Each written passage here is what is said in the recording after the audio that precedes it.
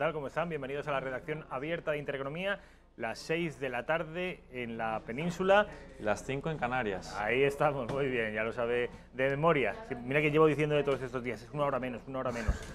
Nos llama tanto a Miguel Gutiérrez Pérez, que está aquí con nosotros. Miguel, bienvenido. ¿Qué tal, Rafa?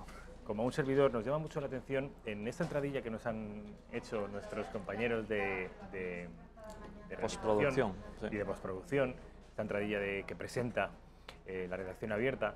¿Han visto ustedes al presidente de los Estados Unidos? Vamos a intentar repetirlo. En su campaña electoral, como decía, We will make America great again. Qué bien pronunciamos. Oye, que menudo inglés, Rafa. ¿Cómo se nota que has estudiado en un colegio de pago y que te han mandado allí a... ¿Dónde te han mandado? Porque seguro que te han mandado a algún sitio. ¿Extranjero? A muchos. A Irlanda, Inglaterra, Estados Unidos. ¿Qué tal controlas el inglés? Muy bien. ¿Sí? Sí. ¿Hablas bien? Sí, tengo el C2, que es el máximo. ¿El Advance? No, el más, el Proficiency. El Proficiency. ¿Y cómo lo has hecho? Son muchos años fuera. Pero sí, pero la mayoría de los españoles llevamos toda la vida aprendiendo inglés y... No, pero es que yo creo que cuando te vas de intercambio es cuando aprendes de verdad, Rafa, no tanto con los libros y tal, porque yo ahí tenía un nivel bastante regularcete. Luego ya me fui y di el salto. O sea que tú, por ejemplo, ¿podrías trabajar en inglés? Yo toda la carrera la he hecho en inglés. ¿Ah, sí? En el CEU... En el CEU San Pablo hay una variante que es internacional y lo das todo en inglés. Menos lengua española, menos algunas asignaturas, evidentemente. ¿Y los profesores eran nativos? Alguno que otro. Pero bueno, y los que no eran tenían bastante buen inglés. Eso desde luego abre muchas puertas. Sabiendo inglés y español, que son, al margen del chino, que solo se habla en China, son muchos chinos, pero solo se habla en China. Sabiendo y conociendo inglés y español, uno puede trabajar en prácticamente todo el planeta. Tenemos un programa que yo creo que es bastante interesante. Vamos, como siempre, en los primeros minutos a explicarles qué es lo que ha ocurrido en nuestro país en las últimas horas, cuáles son las noticias más interesantes y sus protagonistas. Luego, después de la publicidad, vamos a tener a Pablo Cruzado, que nos va a hablar sobre las nuevas conferencias que tiene previstas el Club de Amigos de Intereconomía. Luego vamos a tener en ese espacio con Pablo Cruzado, vamos a hacer dos llamadas telefónicas muy interesantes, a un historiador y a la concejala de turismo del pueblo madrileño de Chinchón. Es un pueblo precioso. Ya les adelanto que los amigos del Club de Amigos de Intereconomía van a tener la oportunidad de viajar hasta este pueblo de la Comunidad de Madrid. ¿Ya está en Chinchón? Nunca he estado, Rafa. ¿Tu novia es de Madrid? Es de Madrid. Pues dile que te lleve. Mi Vale, mujer es de Madrid y llevo diciéndoselo durante 5 años y no me ha llevado. Todavía no. Pero igual tú tienes mejor suerte. Luego vamos a estar con un señor que responde al nombre de Alberto Bárcena. ¿Te suena? Sí, profesor de mi universidad, por cierto. Profesor de Humanidades de la Universidad CEU San Pablo y es un señor ilustradísimo, es un tipo con el que da gusto hablar, que lo hemos tenido aquí en una ocasión, hablándonos y rompiendo el mito del Valle de los Caídos, en fin, de todo ese mantra que llevan queriendo vendernos con respecto al Valle de los Caídos, a la cantidad de esclavos incluso que allí trabajaron presuntamente. Bueno, pues Alberto Bárcena se dedicó a derribar ese mito. Hoy lo traemos para que derribe otro mito, o para que ponga un poco de luz sobre él, mejor. Es el mito de la masonería. ¿Qué saben ustedes de la masonería? Saben probablemente que Franco la persiguió enconadamente y quizá no mucho más, que es una sociedad secreta que sigue existiendo hoy en día y que quizá los algo más ilustrados sepan que le hizo mucho daño a España durante los siglos XVIII y XIX, sobre todo con la época de la descolonización. La mayoría de los líderes independentistas americanos eran masones. Bueno, pues vamos a conocer un poco más sobre la masonería, qué hay de ella, cómo ha sobrevivido y cómo está implantada en el siglo XXI, con Alberto Bárcena. Luego vamos a tener con nosotros a uno de los portavoces de la plataforma patriótica Millán Astray. Saben que ustedes, que aquí en Madrid, en la capital de España, seguimos a vueltas de la memoria histórica y a pesar de que de los fallos judiciales no han beneficiado los intereses del ayuntamiento, el ayuntamiento está actuando en base a hechos consumados, retirando algunas placas, entre ellas la placa de la calle de Millán Astray. Precisamente nuestro invitado Emilio Domínguez es el portavoz de la plataforma Millán Astray. Vamos a ver qué nos cuenta y cómo está en estos momentos los litigios. Y por último, vamos a tener, antes de esa sección especial que tenemos preparada para hoy, vamos a tener a Fátima García Manzano, nos va a hablar de política internacional, es nuestra experta en política internacional, y por último, ahora sí, hablaremos con José Antonio García Saavedra Alonso, que es PP para los amigos, redactor de La Gaceta, lo tenemos por ahí, porque inauguramos sección ¿Verdad o bulo? Les vamos a presentar 6 noticias. 6 noticias, la cual más extraña, más sorprendente. Bueno, pues de esas, 3 van a ser verdad y otras 3 falsas. ¿Serán capaces de discriminarlas? Vamos a verlo. Espérense a eso de las 8 de la tarde porque estaremos con Pepe. Miguel, ¿por dónde empezamos? ¿Qué podemos enseñarle a los espectadores de la redacción abierta? ¿Qué hay de interés el día de hoy? ¿Qué novedades tenemos? Sí, en primer lugar, esa carrera todavía que se está realizando por la presidencia del Partido Popular, y hoy que Rajoy ha reocupado su puesto como registrador de la propiedad, también ha hablado diciendo que serán los militantes los que tengan la última palabra. Yo me voy y ahora son los militantes del Partido Popular los que tienen que elegir democráticamente quién quiere que sea su líder. Lo que yo diga pues es muy poco relevante, francamente. Ahí tienen al expresidente del gobierno, Mariano Rajoy, en mi tierra, instalado en mi tierra alicantina, en un buen lugar, además en Santa Pola. Hoy ha comido, no diré el nombre, pero en un muy buen restaurante de la localidad alicantina. Santa Pola está más o menos a la altura de Elche, un poquito más al sur de Alicante, en la costa, por supuesto. Es un lugar precioso, además es el lugar en el que veraneó durante toda su vida Santiago Bernabéu. Santiago Bernabéu, Santiago Bernabéu, presidente. Santa Pola. ¿Qué más tenemos? Bueno, luego también con toda esta polémica que está causando esos dudosos másters, ¿no?, de Pablo Casado, él ha dado a entender que puede que haya una cierta campaña de desprestigio hacia su persona y, bueno, y hacia su carrera política, y lo ha denunciado. Rafa, vamos a escucharle. Ya, si la universidad ha hecho algo mal o si alguien está contando algo que no es, yo lo que hice es enseñarlo antes que nadie delante de 60 periodistas. Puedo dar transparencia, puedo dar rigor. Lo que creo es que es bastante injusto que esto aparezca solo para debilitar mi imagen pública. Ahora, si en 15 años de actividad política lo único que tienen que decir es esto, creo que mal no lo habré hecho. Y ha sido otra vez, Rafa, el diario.es el que ha denunciado esta supuesta no congruencia, ¿no?, de lo que es... por lo visto decían que no, que el tribunal sobre el que él había presentado su TFG, de trabajo final de máster, creo, que no había constancia del mismo, ¿no? Y otra vez ese diario que ha vuelto a acusar a otro del PP sobre el tema currículum. La cacería del diario.es, tan enconada cuando se trata, eso sí, solo de líderes del Partido Popular. Bueno, vamos a ver si atacan con particular saña a Pablo Casado, será que entienden que Pablo Casado es el rival que podría dinamizar o vigorizar mejor al Partido Popular. No sé. Pero bueno, todo saldrá a la luz, igual que salió lo de Cifuentes finalmente. Sí, pero sí es cierto que le pillan mal momento ahora estas acusaciones. Aunque sean falsas o... pueden perjudicar su imagen pública y en un momento muy delicado en el que está dirimiéndose la presidencia del PP para los próximos años. Y otra de las candidatas a la presidencia del PP, Soraya Sáez de Santamaría, ha dicho que quiere hablar con todos los candidatos y que les gustaría pues que incluso se incorporaran a su lista. Vamos a escucharlo. Mire, yo me gustaría trabajar incluso antes. Yo creo que tenemos que hacer un buen congreso, creo que tenemos que fortalecer al partido y creo que nada obsta para que hablemos antes, durante y, por supuesto, después. Quiere que los otros candidatos se integren en su lista. ¿Qué lista? Bueno, Rafa, y mientras tanto, mientras tenemos esta lucha por liderar el Partido Popular dentro del Congreso, ya están ejerciendo como oposición y ha sido Rafael Hernando el que se ha hecho cargo de echarle en cara sus apoyos a Pedro Sánchez y echarle en cara ese precio que le van a hacer pagar por ese apoyo en la moción de censura. Usted ya ha empezado a pagar algunos precios. Usted ya, y lo ha hecho en su nombre el Gobierno, ha manifestado que están dispuestos a hacer una modificación de nuestra Constitución y a modificar y tergiversar las sentencias del Tribunal Constitucional.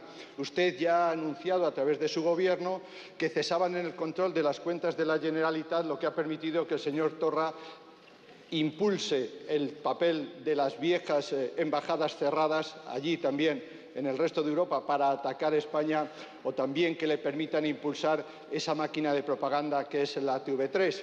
Usted incluso está dispuesto a utilizar la política penitenciaria para hacer política en favor de algunos, y sobre todo esto tendrá usted que dar explicaciones.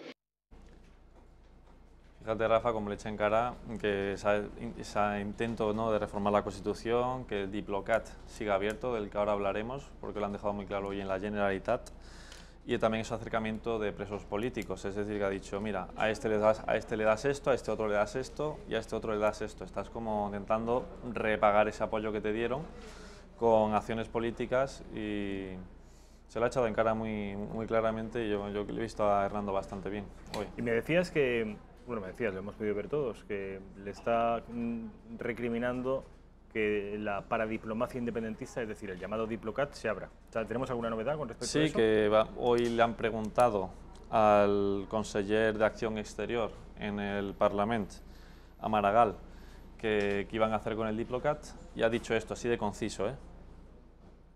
Señor conseller, ¿piensan ustedes dar continuidad a la línea política y estratégica que han ido desarrollando en Diplocat desde 2012?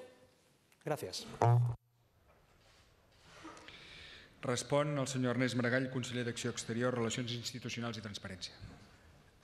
Sí, senyor diputat.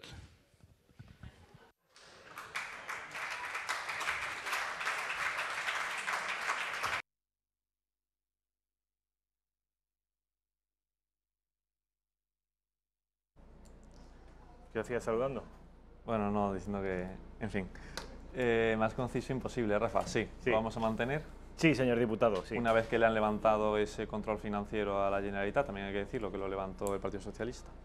Este Ernest Maragall es el hermano de Pascual Maragall, el antiguo alcalde de Barcelona y también el antiguo presidente de la Generalitat. Está malito en la actualidad, el pobre. Pero Ernest Maragall militaba hasta hace poco en el Partido Socialista, en el PSC, Partido Socialista de Cataluña. Fue, como tantos otros socialistas catalanes, radicalizándose en su nacionalismo hasta acabar, fíjense ustedes, en las filas de Esquerra Republicana de Cataluña. Y desde Esquerra Republicana de Cataluña se ha hecho de los más furibundos separatistas, dentro de una formación que ya es de por sí radicalmente separatista. De manera que, ojo a Ernest Maragall, que ya hizo un discurso en la apertura del curso político en Cataluña, era y es el diputado autonómico más mayor de la Cámara, y le tocó hacer el discurso de apertura del curso político, y fue un discurso que rayó lo desagradable por su vehemencia y por su radicalismo. Este es Ernest Maragall, viene del PSC. ¿Qué más tenemos? Luego tenemos que los tres presidentes, que son Mas, Torra y Puigdemont, bueno, mejor en orden cronológico serían Mas, Puigdemont y Torra, han escrito una carta al rey, Rafa. Vamos a ver. ¿Tú de pequeño escribías cartas a los reyes? Yo a los Reyes Magos. Al rey nunca he tenido la suerte ni el escribirle al rey Felipe. Pues puedes hacerlo. Puedo hacerlo. Nada te lo impide. Ya lo traemos aquí a la redacción abierta. ¿Cómo te referirías a él? Su Majestad. ¿O Su Alteza Real? Su Majestad, yo creo que es más, ¿no?, con los tiempos que corren. Su Majestad es para el rey y Su Alteza Real es para los príncipes, la princesa de Asturias. Sí. Fíjate, no sabía yo esa distinción. Y las infantas, ¿sabes cómo se llaman? Ilústrame. Pues yo tampoco lo sé, pero a ver si... Pero a ver si lo sabía yo, ¿no? Sí. Pues no lo sé. Bueno, la carta de Puigdemont, de Torra y de Mas. Sí, vamos a escuchar a Torra.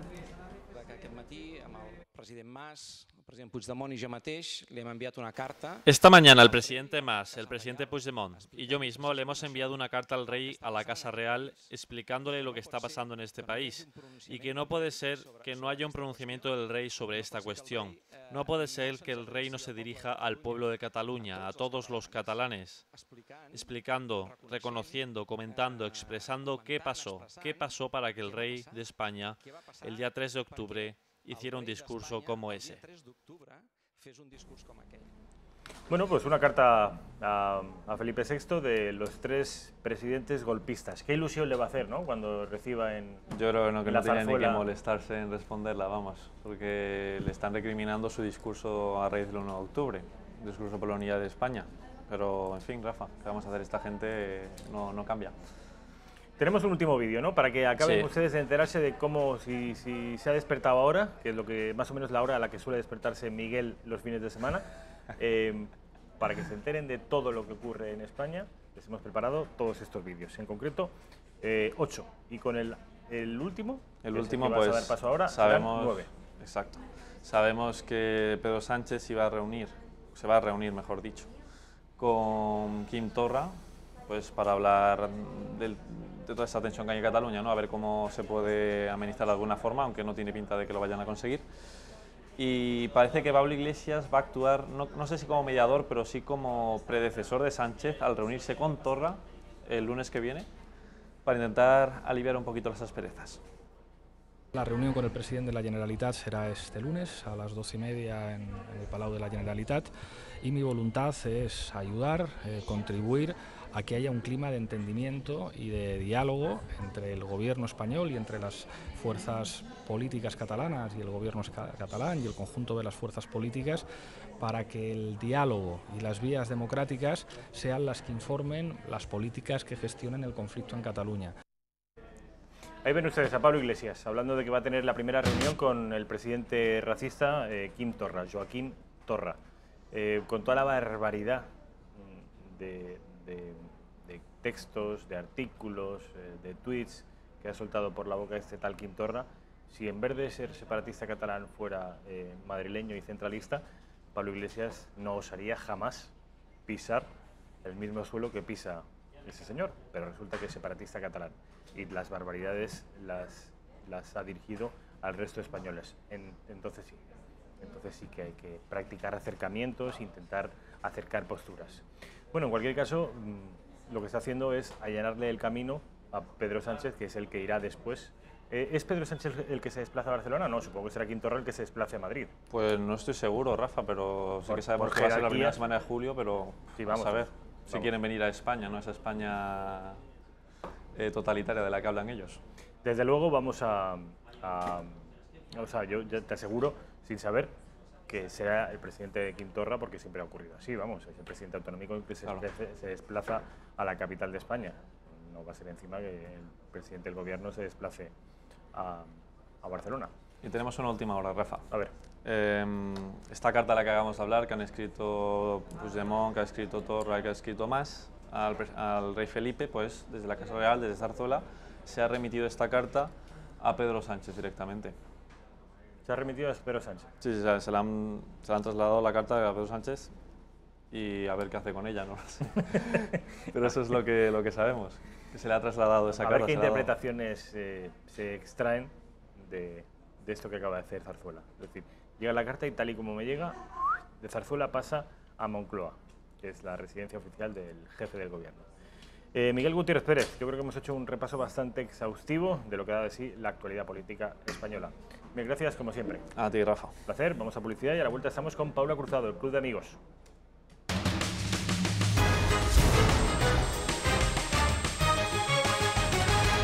...6 y 27 en la península ibérica. En la Comunidad Canaria, ¿qué hora sería?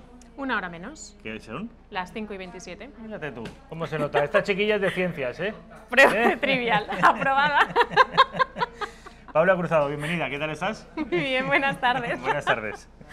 Ya les decía yo que Paula viene cargada de noticias como, en fin, como los Reyes Magos en Navidad, pues Paula Cruzado viene cargada de nuevas. Tengo aquí apuntadas además que van a estar personas de la relevancia intelectual de Fernando Paz, de José Javier Esparza, de Rad Salam, experto en el Islam. Pero antes de que nos explique cuándo, cómo y sobre qué van a hablar estos portentos de intelectuales, tenemos, creo, una llamada que tiene que ver también con uno de los próximos actos o excursiones del finaliza el mes de junio, pero el Club de Amigos de Intereconomía, como dices, sigue repleto de actividades y este domingo, día 24, les proponemos un domingo diferente. Entonces, a lo largo pues de esta intervención vamos a hablar con dos personas que nos acompañarán en esa visita cultural, España, Tierra de Castillos, que empezamos por Villarejo de Salvanés, pues luego almorzaremos en el Real Cortijo de Carlos III, que está en Aranjuez, y luego seguiremos nuestra visita cultural en Chinchón. Entonces tenemos, yo creo que ya la llamada telefónica de, bueno, pues de Luis Andrés Domingo Puertas, que es historiador y arqueólogo, y nos va a hablar sobre todo, pues va a ser nuestro acompañante en Villarejo de Salvanés, y que visitaremos su castillo y la Casa de la Tercia. Ahora, bueno, nos va a contar un poquito más de ello. No sé si le tenemos ya el teléfono. Buenas tardes, Luis Andrés Domingo Puertas.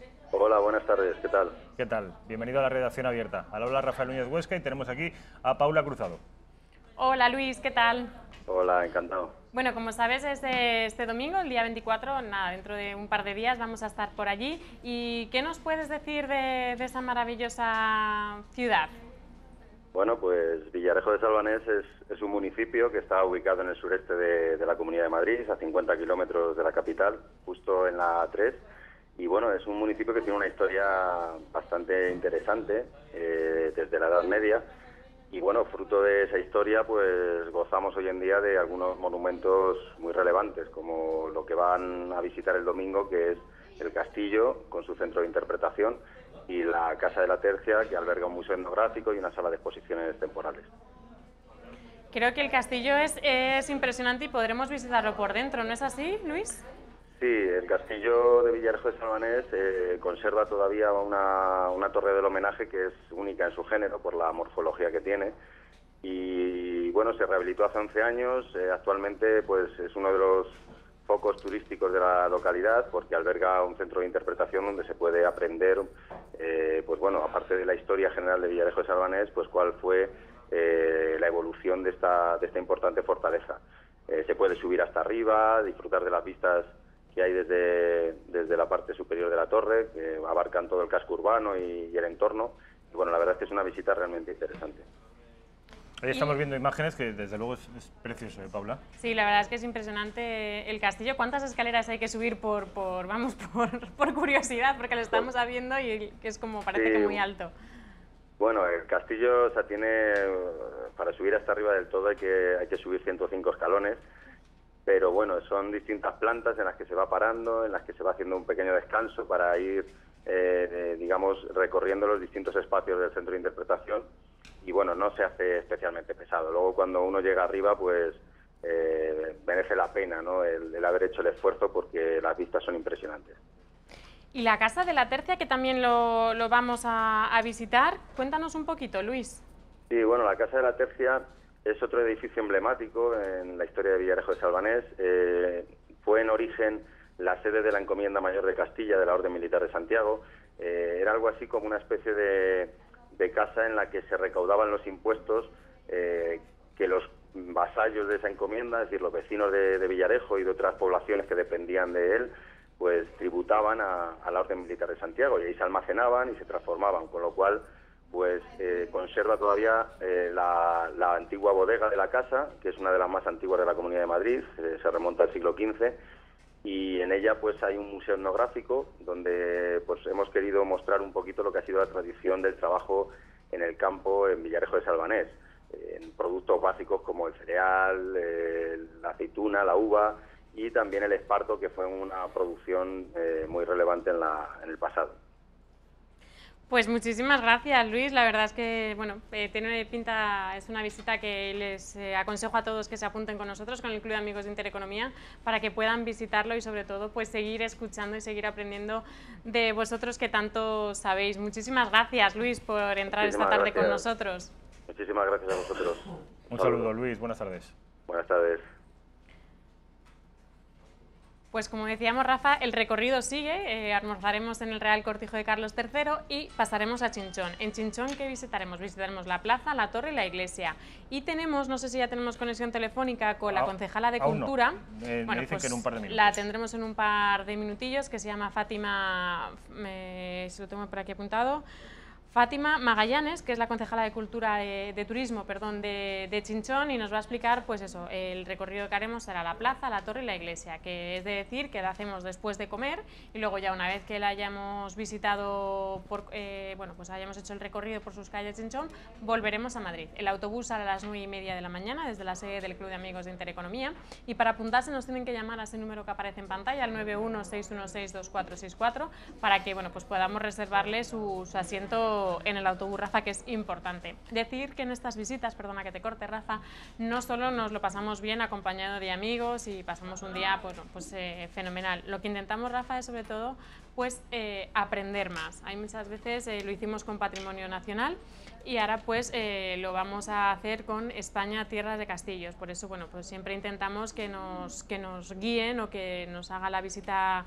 cultural guiada, pues siempre un experto en turismo y que sepa de la ciudad. Así que no sé si ya tenemos, creo que ya tenemos a Fátima al teléfono. Así es, creo que sí. Fátima Magallanes, buenas tardes. Buenas tardes. ¿Qué tal? ¿Cómo estás? Hola Fátima, soy Paula del Club de Amigos. Pues Fátima, nada, preguntarte que el domingo estaremos por allí y que nos cuentes un poquito qué es lo que vamos a visitar, qué es la plaza, la torre y la iglesia, así unas pequeñas pinceladas para que bueno, pues, nos entren muchas más ganas de ir y poder estar con vosotros este domingo día 24. Bueno, pues la plaza es nuestra joya por excelencia, es nuestro emblema, nuestra imagen siempre fuera. Es una plaza medieval, toda porticada, con balconadas. Es el centro de nuestra vida, todo transcurre en la plaza, todos los eventos, nuestras fiestas, es lugar de grabación, de vídeos, de películas, de siempre, de ahora, y para nosotros es nuestra joyita, es la cuarta maravilla de la Comunidad de Madrid. Luego la Iglesia de Nuestra Señora de la Asunción, que es nuestra parroquia, que no lo fue originalmente. La parroquia nuestra es la que estaba anexa a la Torre del Reloj, que también vais a visitar. En la parroquia, aparte de las dimensiones, que es bastante grande para un pueblo como Chinchón, que son un poco más de 5.000 habitantes, cabe destacar pues el cuadro de Corona, su altar mayor, que está pintado por Francisco de Goya, uno de los pocos cuadros religiosos que hay de Goya, y está puesto en el sitio para el que fue creado, no en un museo, que es algo habitual. Entonces, bueno, es algo diferente. Y luego la Torre del Reloj tiene una cara. En Chinchón siempre decimos que tenemos una iglesia sin torre y una torre sin iglesia. Lo normal es que el campanario siempre esté junto a la iglesia. Nuestra iglesia estaba anexa al campanario. La guerra de la independencia, los franceses destruyen prácticamente su totalidad Chinchón y con ello la parroquia, y al final en lugar de reconstruirla solo se reconstruye la torre y se pasa a ser parroquia, lo que es ahora, que antes era la capilla de los Condes. Qué bien, Fátima. Entonces empezaremos nuestra visita por la plaza, ¿no? Que como has dicho es el lugar más emblemático de Chinchón, que la verdad es que yo he ido en varias ocasiones y es precioso. Pues Fátima, muchísimas gracias por pues contarnos un poquito esos tres pedacitos de Chinchón que vamos a recorrer este domingo, dentro de un par de días, que estaremos allí. Darte las gracias y nos veremos dentro de poquito, Fátima. Nos esperamos. Muchísimas gracias. Hasta luego. Pues Rafa, ya has visto que la cosa va de visitas culturales, va de aprender, va de pasárnoslo bien y sobre todo pues en esta ocasión nos quedamos en la Comunidad de Madrid, muy cerquita de la sede del Club de Amigos de Intereconomía, así que para que se apunten, que ya nos va quedando muy poquito y muy poquitas plazas, tienen que llamarnos al teléfono del club, el que aparece en pantalla, el 916162464, y decir su nombre y apellido, y con eso ya estaría reservado su plaza. ¿Qué más actividades tenemos? Porque como te he dicho, el club no para. Pasado mañana, el jueves día 21, tenemos doblete en la sede del Club de Amigos de Intereconomía. Tenemos por un lado a Alejandro Valero, que estuvo con nosotros, que es el nutricionista y el entrenador personal, en el que nos hablará sobre todo de la diferencia entre nutrición, alimentación y dietética. Ya lo explicó él el otro día, un poquito por encima, pero él lo va a desarrollar. Vais a poder preguntar todo lo que queráis. Seguramente va a quitar mucho mito o mucha falsa información que leemos en las redes sociales a la hora de saber cómo nos tenemos que cuidar, qué tenemos que comer, qué no tenemos que comer. Bueno, pues todo eso nos va a hablar, como digo, el próximo jueves, pasado mañana, a las 7 de la tarde. Y antes, a las 6:30, tenemos con nosotros a Fernando Paz. Fernando Paz nos va a hablar... va a dar un pasito más a esa conferencia que dio el 7 de junio de este mes. Damos un pasito más porque la gente habló del Club Bilderberg y la gente se quedó con ganas de más. Entonces vamos a hablar de un asunto un poco polémico, porque son todas las organizaciones o entidades que no sabemos muy bien pues su transparencia, a qué se dedican y cuáles son sus objetivos. Fernando Paz, pues como digo, el próximo jueves, día 21 a las 6:30, pues lo irá contando o lo irá pues poniendo un poquito ahí sobre la mesa para que todas aquellas personas que estén interesadas puedan asistir. ¿Qué más tenemos? De cara a la semana siguiente, el domingo, como ya hemos dicho, tenemos la visita cultural España Tierra de Castillos, pero el día 25, El lunes 25 tenemos la segunda parte del curso que está impartiendo Raaf Salam, que es la situación de la mujer en el Islam. Es un polémico asunto en el que él, como experto en la religión islámica, puede y va desarrollando diferentes apéndices que él ha considerado que son puntos fundamentales que sepamos de la mujer en el Islam. Como digo, es el próximo lunes, serán 2 lunes, el lunes 25 que ha sido esta semana, que ha sido un éxito, quedaría solo una sesión que es el lunes 25 a las 7 de la tarde.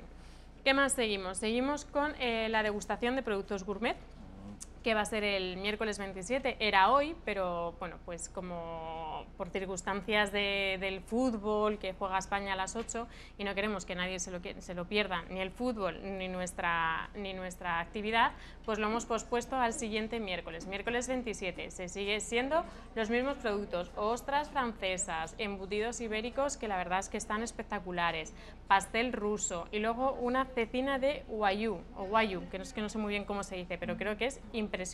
Yo tampoco te puedo ayudar porque... Wagyu, sí, ya sé cuál es. Bueno, creo que es alucinante, lo vamos a probar, como digo, es el próximo miércoles, día 27 a las 6:30 de la tarde. Y como broche final a este mes de junio y a las actividades del Club de Amigos de Intereconomía, tenemos con nosotros a José Javier Esparza, que regresa de nuevo al Club de Amigos de Intereconomía y nos va a hablar de la reconstrucción de la derecha española, en un momento que la verdad es que es de vital importancia para España. ¿Tenemos el deco de José Javier Esparza? ¿Raquel? Pues creo que sí. Sí, ahí lo tenemos. Pues como digo, es el próximo jueves, día 28, a las 7 de la tarde, que va a hablar de la reconstrucción de la derecha española, si es posible, si no es posible, y creo que es un momento muy puntual para que podamos hablar de ello. Igual es posible que no hable. ¿Quién no hable? Si es posible o no es posible. Si es posible la reconstrucción. La reconstrucción, eso es posible una reconstrucción en la derecha española. De eso trata la conferencia, que creo que ahora es un momento muy vital para toda España en el momento de la derecha. Como digo, es el próximo jueves, día 28 a las 7 de la tarde. Pues yo creo que, se lo he dicho a ustedes, que venía Paula Cruzado, hoy venía cargadita de noticias. Vamos, solo faltan 2 semanas y las 2 semanas las tenemos repletas, Rafa. Completitas, ¿no? Así que nadie se puede aburrir con el Club de Amigos de Intereconomía, así que nos llamen, que se pongan en contacto con nosotros o que nos escriban a nuestro correo, que es club@intereconomia.eu, y pueden seguir siempre todas las actualizaciones de las actividades y siempre estar informados en nuestra página web, que es www.intereconomia.org. Bueno, pues ahí tienen todo esto. El Club de Amigos se despide a principios de julio, ¿no? Eso es. Ya les damos vacaciones porque hay mucha gente que ya sale fuera de Madrid, tiene que cuidar a sus nietos y es más complicado, pero vamos, el Club de Amigos de Intereconomía siempre sigue activo y dejamos ese mes a ellos, le damos de vacaciones y a nosotros nos encargamos de organizar las actividades para después de vacaciones, para septiembre. ¿Y tienes pensado algo importante durante este verano? ¿O septiembre? No, pero vamos, la semana que viene algo diré. El Club de Amigos, en cualquier caso, reanuda su actividad en el mes de septiembre, ¿no? De actividades como tal, sí, la reanudamos en el mes de septiembre porque el mes de agosto es un mes complicado en Madrid, desaparece todo el mundo. El mes de julio, como he dicho antes, ya la gente se va a sus pueblos o a sus lugares de veraneo, o tienen que cuidar a sus nietos, o también hay horario reducido en los trabajos, que es más complicado poder fijar actividades por la tarde. Además ya empieza a hacer muchísimo calor y salir pronto de casa es horrible. Así que decir a la gente que el Club de Amigos nos pueden llamar a cualquier hora, que seguimos siempre activos, pero las actividades volverán en septiembre. Pero vamos, que la semana que viene vuelvo a contarte muchas más cosas. Venga, pues la semana que viene te esperamos, Paula. Mil gracias por estar aquí. Claro que sí, a vosotros siempre. Publicidad, y a la vuelta estamos con Alberto Bárcena, masonería. Vamos a aprender un poco más, bastante. Vamos a aprender sobre masonería con uno de los mayores expertos que tenemos en nuestro país. Va a ser a la vuelta de publicidad.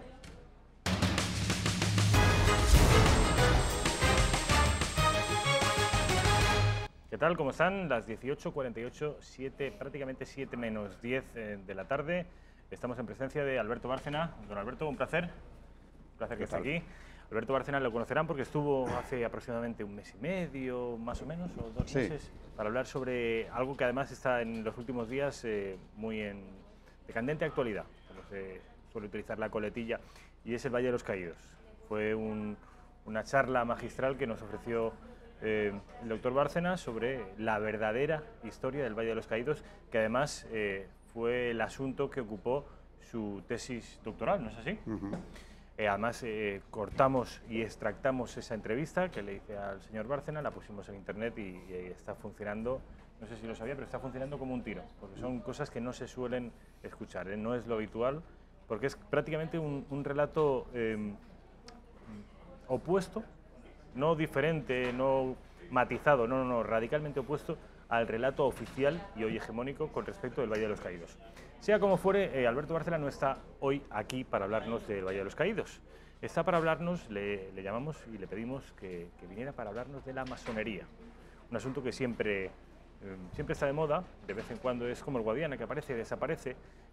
Su atractivo es recurrente en cualquier caso y más en un país como España. Yo le pediría al señor Bárcena, que además es el autor de Iglesia y Masonería, un ensayo con respecto de la relación entre estas dos instituciones, entre la cruz y el compás de los masones, le pediría al señor Bárcena que vayamos de lo general a lo particular. Es decir, que para que nuestros espectadores se sitúen, dibuje usted un paisaje más o menos amplio, con trazo grueso, de qué es la masonería, cuál es su origen, de dónde viene, y luego vamos concretando y acercándonos al presente, si le parece. Orígenes, 1717, acaban de celebrar ahora en junio, el año pasado, acaban de celebrar el tercer centenario y nace como secta secreta en Londres, crece enseguida, tiene ya ramificaciones en el continente europeo, en Estados Unidos, en los futuros Estados Unidos también, y es una secta secreta que ha ayudado desde luego al poder británico y ha combatido a la Iglesia Católica desde sus orígenes sin cesar, aunque en muchos momentos se presenta como tolerante en el sentido de que acepta cualquier religión. La labor de la masonería ha sido en contra de la Iglesia uno de sus rasgos distintivos desde el principio, y por eso nos encontramos con cientos de documentos condenatorios que vienen del magisterio de la Iglesia, desde el siglo XVIII, recién nacida la secta, hasta el siglo XX. Pero es un movimiento que nace, o una secta secreta que nace con la intención de combatir a la Iglesia, es decir, no, nace a la contra ya de algo. Nace a la contra, desde luego, del catolicismo, sí, a favor de los intereses de la nueva dinastía inglesa, de la supremacía británica en lo político, en lo económico, indudablemente sí, pero tiene un sustrato ya anticatólico e incluso anticristiano, por más que el discurso sea otro muy diferente, porque sus propios reglamentos fundamental, sus propias constituciones primeras, las constituciones de Anderson, son un documento gnóstico, y eso no es católico, pero es que tampoco es cristiano. Y esto se ha ido desvelando con dificultad, porque siempre la masonería se presenta como algo diferente a lo que es, algo filantrópico, que ayuda al hombre en un crecimiento interior, en un camino de perfeccionamiento, pero lo que hay detrás es naturalmente algo incompatible, por supuesto, con la fe. Con la revelación, por supuesto, en cualquiera de sus manifestaciones, Antiguo, Nuevo Testamento, y por eso las constituciones de Anderson son una manipulación del Antiguo. Anticatólicos concretamente, anticristianos en general, pero es muy habitual escuchar a los masones hablar del gran arquitecto del universo, es decir, sí que creen en una suerte de fuerza creadora. Bueno, creen en un ser supremo, igual que los deístas de la Ilustración. El gran arquitecto del universo lo llaman ellos, pero ese puede ser cualquiera. Desde luego no es el Dios de la revelación. Rechazan cualquier dogma, de manera que todo lo que la revelación nos dice de Dios, ellos no lo aceptan. Ahora, dicen, en teoría, o dejan libertad a quienes se inician en la secta para que crean, en principio, lo que quieran creer o lo que prefieran creer. Luego no es verdad, porque en la práctica no pueden adherirse a la verdad, no pueden asumir ningún dogma, no pueden defenderlo, porque tienen que ser tolerantes, y bajo esa capa de tolerancia lo que hay es un sincretismo religioso, que sería un primer paso hacia el relativismo moral. Sincretismo, la mixtura de varias religiones. ¿Cuáles serían en el caso de los masones? Por destacar algunas de los rasgos principales de esa religión masónica, aunque ellos niegan tener ninguna, pues habría un elemento panteísta, hay un elemento sincretista, desde luego, clarísimo, y a partir de ciertos niveles el masón, que va progresando dentro de las logias, se encuentra, aunque se le viene suministrando ese conocimiento de forma muy racionada, finalmente se encuentra con la luz de Lucifer, que es quien le ha acompañado en ese camino iniciático y que en la masonería se presenta no como Satanás. Tienen mucho cuidado en decir que no, que ellos, cuando hablan de Lucifer, es otra criatura, es el portador de la luz, es el que acompaña al hombre en su camino hacia la sabiduría. Pero es Lucifer, y lo vistan como lo vistan, es lo que es, y sabemos quién es Lucifer, ¿no? Vamos, abordaremos, porque además ha hablado usted largo y tendido sobre el asunto de la relación entre... incluso se ha referido como secta luciferina a la masonería, pero vamos a abordar ese asunto un poco más tarde. Vamos a seguir por el orden cronológico. Hablaba usted del origen británico anglosajón de la masonería. Yo sé, sin embargo, que hay otra rama que se llama francmasonería, que es de origen galo y que es posterior, ¿no? Bueno, francmasonería no quiere decir que sea francesa, sino libre, de francos, sí. Y hasta hace no mucho la masonería en general se denominaba así, francmasonería. Es verdad que cuando pasa a Francia nacen ramas distintas, hay una división clara, que es entre lo que se llama masonería regular, que acepta los landmark, las normas iniciales de la Gran Logia de Inglaterra, y en el continente nace el Gran Oriente, que es una escisión de la Gran Logia, y es una escisión más revolucionaria, en el sentido de que ya acepta incluso la increencia en un Dios. No tienes por qué creer en ese gran arquitecto del universo, sí o no, pero a partir de 1870, claro que se puede ser ateo y masón. Los grandes orientes aceptan esto sin ningún inconveniente. ¿Por qué esa fecha, 1870? Porque a partir de ahí, dentro del Gran Oriente de Francia, hay esa aceptación del ateísmo, ya de una forma expresa, aunque realmente antes también se daba. O sea que si hablamos de una masonería que exige, entre comillas, ¿no?, esa creencia en el gran arquitecto, estaríamos hablando de la regular, porque la otra no te exige tal cosa. Entonces ahí cabe todo, desde el ateo hasta el agnóstico, hasta el budista, que es una filosofía que atrae mucho a los masones, por aquello de que tampoco, por supuesto, hay dogmas y porque es más una filosofía que una religión. Al final un católico no puede ser a la vez masón, como se han cansado de repetir los papas de los siglos XVIII, XIX y XX, y en este último año ha habido ya varios pronunciamientos de obispos del mundo católico que han salido al paso de todas estas celebraciones que han tenido lugar con motivo del tercer centenario. Y claro, los tres que se han definido, que yo tengo ahora en mente, lo han hecho de la forma tan clara, tan rotunda, como la que han utilizado los pronunciamientos eclesiásticos anteriores. Es incompatible esa pertenencia a la Iglesia católica con la pertenencia a la masonería. Bueno, estamos a final del siglo XIX, esa fecha de 1870, donde se hace oficial, por llamarlo de alguna manera, la posibilidad de reconocerse ateo siendo masón. Antes se podía creer, o era lo habitual, creer en un Dios, una suerte de gran arquitecto del universo. Me interesa, porque ya nos hemos pasado de la fecha en la que se empiezan a producir las independencias americanas, me interesa la influencia de la masonería en España en el siglo XIX y cómo afecta al proceso de independencias americanas. En el siglo XIX, que es cuando de verdad ya se hace o arraiga en España con fuerza y con mucha fuerza, porque ya con Napoleón, con José Bonaparte, quiero decir, ya se estructura un gran oriente español que tiene su sede en Madrid, naturalmente bajo la protección del rey intruso, y a la vez llega también masonería con patentes de Estados Unidos. Tenemos dos grandes orientes ya, precisamente a principios del XIX. Esto viene a ser cortado con la vuelta de Fernando VII, que además restaura la Inquisición, que va a perseguir a la masonería como ya lo hacía antes de la invasión napoleónica.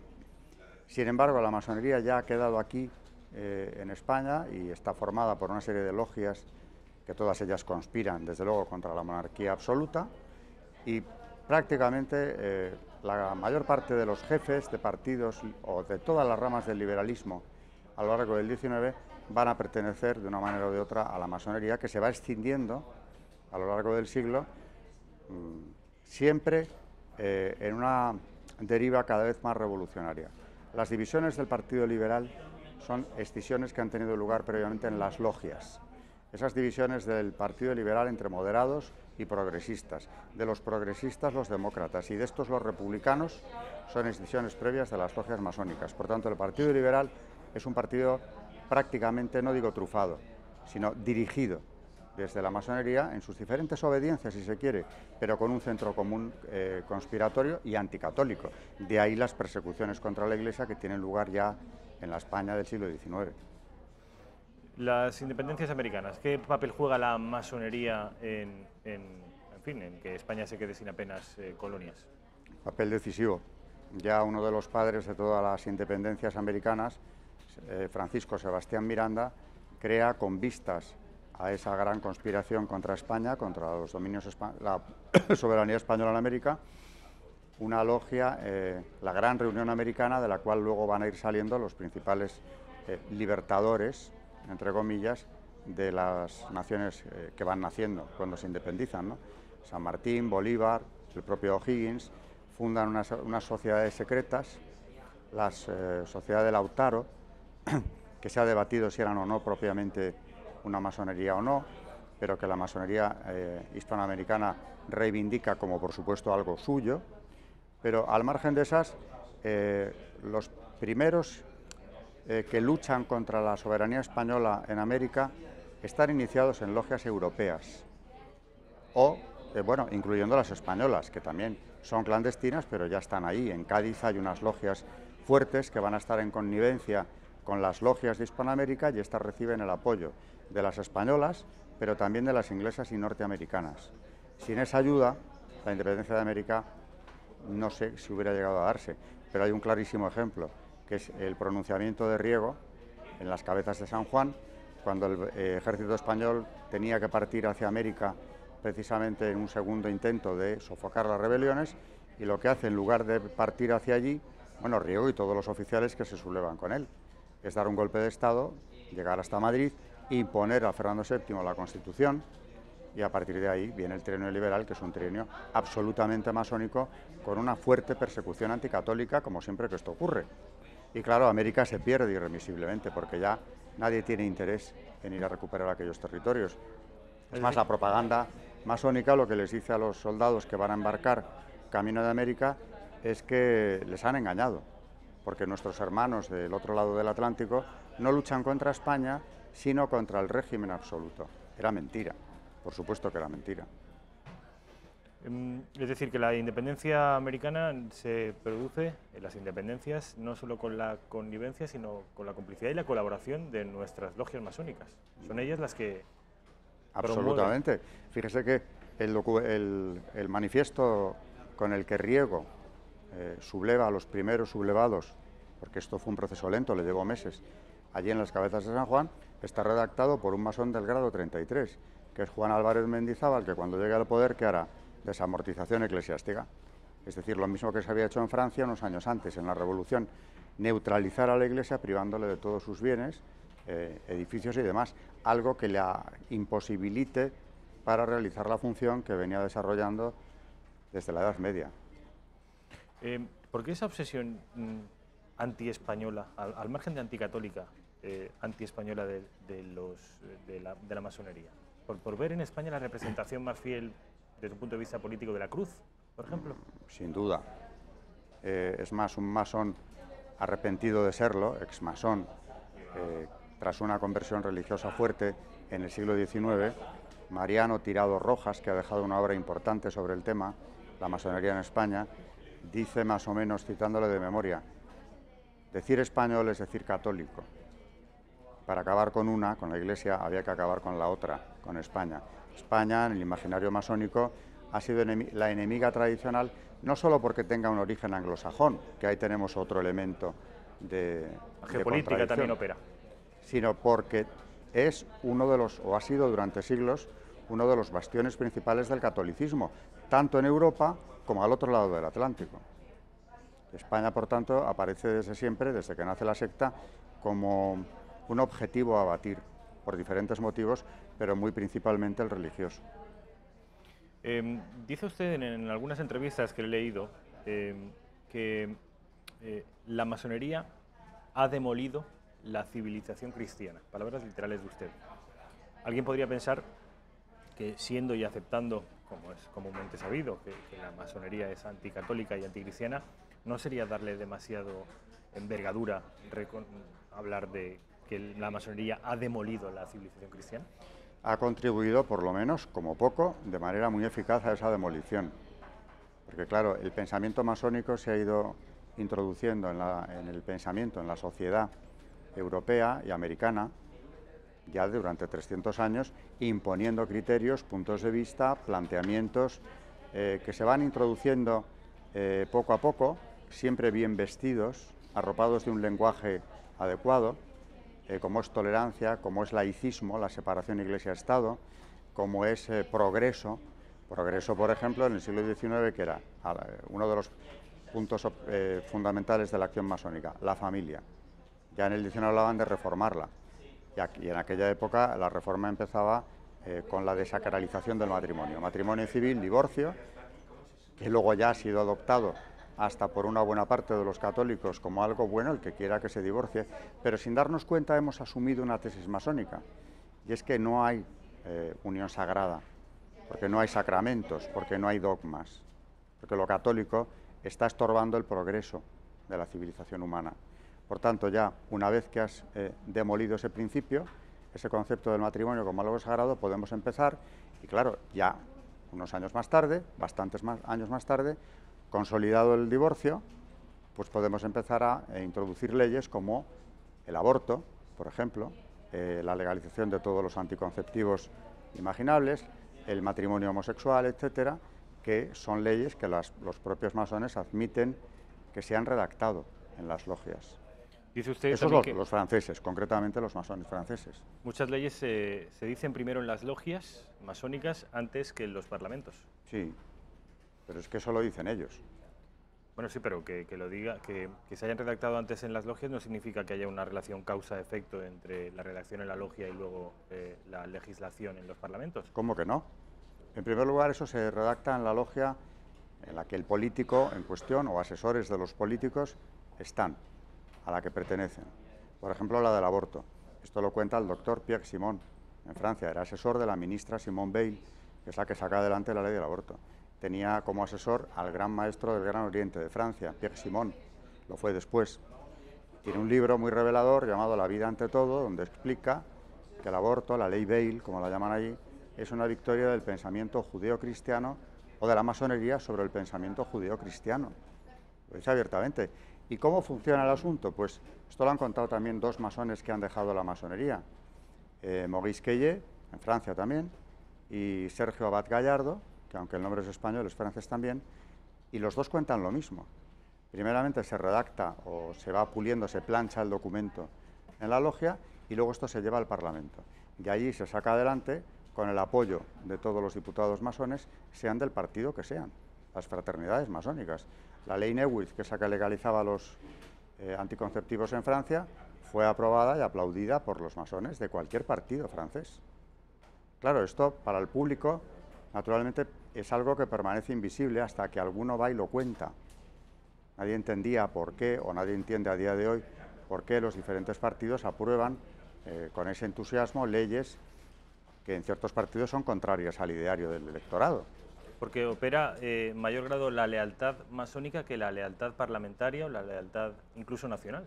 Claro, es que ese es el problema. Ese es el problema. Y por eso, en más de una ocasión, se ha puesto coto a la acción masónica. Ya no solo porque sea contraria a la Iglesia. En Italia sabe usted que el nuevo gobierno... Claro, y bien que han protestado, empezando por el Gran Oriente de Italia, ¿no? Porque eso debe ser excluidos del gobierno, porque una nueva alianza, por cierto, recién surgida, les incluye en el grupo de personas que no pueden formar parte del gobierno. Pero es que esto, que es de ahora mismo, ya en los años 80 se estaba hablando de ello en el Parlamento Europeo. Lo que pasa es que ya se han ocupado también de callar eso. Pero los diputados laboristas, o sea, el grupo laborista en el Parlamento Europeo denunció esta acción masónica como algo que restaba transparencia. ¿El laborismo? El laborismo. Pues parece paradójicamente que sean los más proclives a la masonería. Pues mire por dónde, al venir de un país como es Inglaterra, donde la Gran Logia de Inglaterra controla el poder y tiene una influencia decisiva en la toma de decisiones, sobre todo, claro, de los conservadores, pero también la propia dinastía ha estado muy condicionada por la Gran Logia de Inglaterra y muy apoyada a su vez. Por tanto, los laboristas, quizá por ser la reacción, la oposición a esa política oficial que ha predominado en Inglaterra durante mucho tiempo, porque tienen además, bueno, otras orientaciones en las que ahora no quiero entrar, a lo mejor por eso mismo es por lo que se plantaron en su día y dijeron: no hay transparencia en las instituciones europeas, nuestras carreras se ven perjudicadas por la acción masónica, porque decían que daba igual méritos o antigüedad. Los masones promocionaban con independencia de esos méritos, en detrimento de ellos mismos. Y Tony Blair, ahí donde le ve, llevó a cabo una campaña contra la masonería, nada menos que en Inglaterra, tratando de controlar, por ejemplo, el poder que tenía en la judicatura, en el ejército y en la policía, con escasísimo éxito. Pero ya que lo intentara, es interesante. Hay una resolución del una propuesta de resolución en el Parlamento Europeo, la B285, que en ese año, 85, proponía hacer lo mismo que ahora se ha acordado en Italia. Ya veremos si se desarrolla, ¿eh? Y la del 85 entiendo que fracasó. Claro. De no haber fracasado, en la Unión Europea no se habrían propiciado las políticas, por ejemplo, en temas sociales, en tema contra la familia y contra la vida, porque esos son dos argumentos importantes. Presentan todo como el derecho a elegir vida o muerte incluso. Los nuevos derechos son algo que la masonería ha potenciado desde que existen.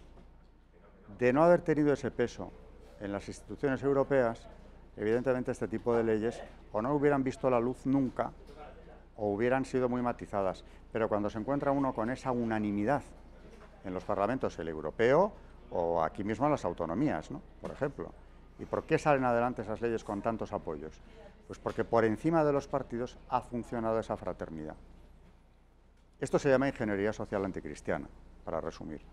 Algún espectador que nos estuviera viendo puede pensar que, en fin, que le sorprenda esto que está diciendo porque le concede a usted, a la masonería, una influencia tan gigantesca que está condicionando las políticas de gobierno, incluso nuestra realidad cotidiana. Si estamos hoy atenazados por eso que hoy se llama la corrección política, que tiene que ver con, pues, desde el animalismo al lobby LGTBI, a las políticas contra la familia, ¿usted le imputa a la masonería todas estas políticas, o al menos el origen? El origen, la influencia a lo largo del tiempo, porque han tenido momentos de mayor o menor poder, pero evidentemente siempre han sido tenaces en eso, porque su ideario, su filosofía, precisamente va en esa dirección, siempre. Por tanto, a mayor poder de la masonería, mayor rapidez en aprobar este tipo de leyes y mayor unanimidad. Y eso se ve perfectamente en la Segunda República Española, que es un proceso de ingeniería social rapidísimo. El porcentaje de masones en la izquierda y en el centro incluso, centro-izquierda, las dos izquierdas, la republicana y la otra, naturalmente son años de fuertísima ingeniería social, porque el porcentaje de masones en las Cortes españolas era altísimo. En la derecha se dice que el militar, además del bando nacional, Cabanellas, era masón. Se habla también de que la hostilidad de Franco hacia los masones tuvo que ver con un rechazo que habría sufrido el propio Franco. ¿Esto qué tiene usted que decir? Bueno, yo creo que eso es la venganza de la secta ya post-mortem, ¿no? O sea, ahora vamos a decir que es que no le admitimos. En cambio, su hermano Ramón sí que le admiten. ¿Cómo se van a permitir el lujo de dejar fuera del juego a un general, el más prometedor antes de la guerra que había en España, tanto que en el 34 le encargan que acabe con la Revolución de Octubre del 34, que es contra la República? Ya ese no le quieren. Es muy curioso. Pero aunque así hubiera sido, aunque lo hubieran rechazado, que yo, por supuesto, no admito esa tesis que cada vez ha ido tomando más cuerpo, hay algo indudable: Franco les persigue. Crea un tribunal especial y una ley especial para perseguir a la masonería y al comunismo. El tribunal es el mismo. Que, por cierto, ahora hablan de que mató a miles de masones. Es mentira. La ley de represión de la masonería no contempla pena de muerte. Es prisión menor, que a partir de los que pertenecen al grado 18 puede ser mayor. Los que mueren después de la guerra civil, los masones ejecutados después de la guerra civil, lo son por otros delitos, pero no por su pertenencia masónica. Y ahora estamos oyendo en algunas autonomías, la de Baleares fue por delante, por cierto, con un voto unánime, incluyendo a los diputados del Partido Popular, blindando la honorabilidad de la masonería y además exigiendo o reclamando que no se les persiguiera o ejecutara más Pero señores, ¿dónde se les está ejecutando? ¿O dónde se les ha ejecutado por ser masones? Aquí en España no. Hay que ver los procesos de masones. Cuando se quedan solamente en eso, se les procesa por serlo, quedan inhabilitados para la función pública y pueden tener hasta prisión mayor a partir de cierto grado, como digo. Pero ejecuciones de masones no hay. Hay muchos masones ejecutados, como lo fueron en la Revolución Francesa, que tanto reivindican ellos, precisamente por otras cuestiones, pero no por ser masones, por luchas de poder. Hablo de la Francia revolucionaria. Ah, pero de eso no quieren acordarse, porque han hecho suya la revolución. Señor Bárcena, habla usted del Tribunal franquista, le ofrecía un diferente trato a los masones por debajo y por encima del grado 18. Háblenos de los grados, qué son los grados dentro de la masonería, cuál es el grado máximo y cómo consigue un masón escalar en la jerarquía. Bueno, se supone que esos grados están en función del aprendizaje, del trabajo masónico, de la filosofía, del conocimiento que van adquiriendo, porque algo importantísimo en la masonería es ese componente gnóstico. Es decir, un saber oculto que te van a suministrar, un saber que pertenece a un grupo reducido de iniciados que te brindan la entrada en ese mundo de conocimientos que te hace superior.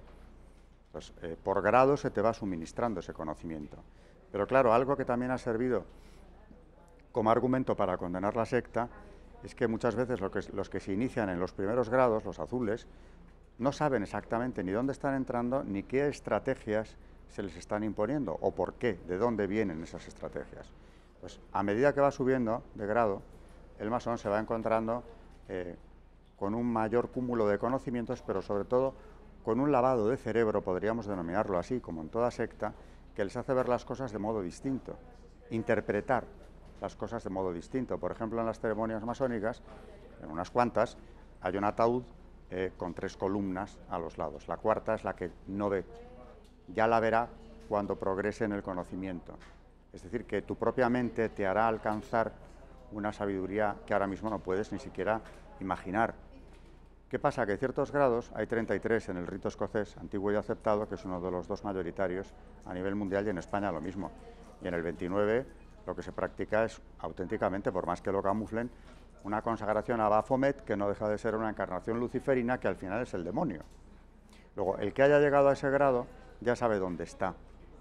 Y esto no me lo pueden negar, porque he tenido constancia por contacto directo con un masón en un coloquio que lo tuve enfrente, y cuando yo le leí el ritual del grado 29, delante de 80 testigos, no dijo nada. Luego, si él ha sido un gran maestro del Gran Oriente de la Gran Logia de España y ante semejante ritual no dice nada, pues será porque no puede decirlo, porque precisamente ahí estaba para llevarme a mí la contraria. Lo había hecho antes, pero no después de la lectura de ese ritual. Luego tengo que concluir que con todas mis reservas hacia ese ritual, y eso que está publicado por gente de la mayor solvencia, yo seguía pensando que me costaba aceptar eso. Luego he visto que no. Y además luego ya en contacto con otros masones o hijos, nietos de masones, me han venido a confirmar que esa adoración luciferina o esa veneración por Lucifer está muy presente en los grados altos. Luego, ¿de qué estamos hablando? Dice usted, viendo los rituales masónicos, comprendes que dentro de la masonería se adora a Lucifer. Desde luego, esto es, desde luego a mí me parece tremendo, el luciferismo y su relación con la masonería, o la masonería y el luciferismo. Hábleme, estamos acabando ya, señor Bárcena, de los aspectos, yo voy a decir menos importantes, por anecdóticos. Estamos viendo una sala, ¿esto cómo se llama? Eso es una logia, desde luego. Ah, bueno, eso es lo que está precisamente en el museo, en el que para denigrar a Franco dicen como Franco se imaginaba una logia, ¿no?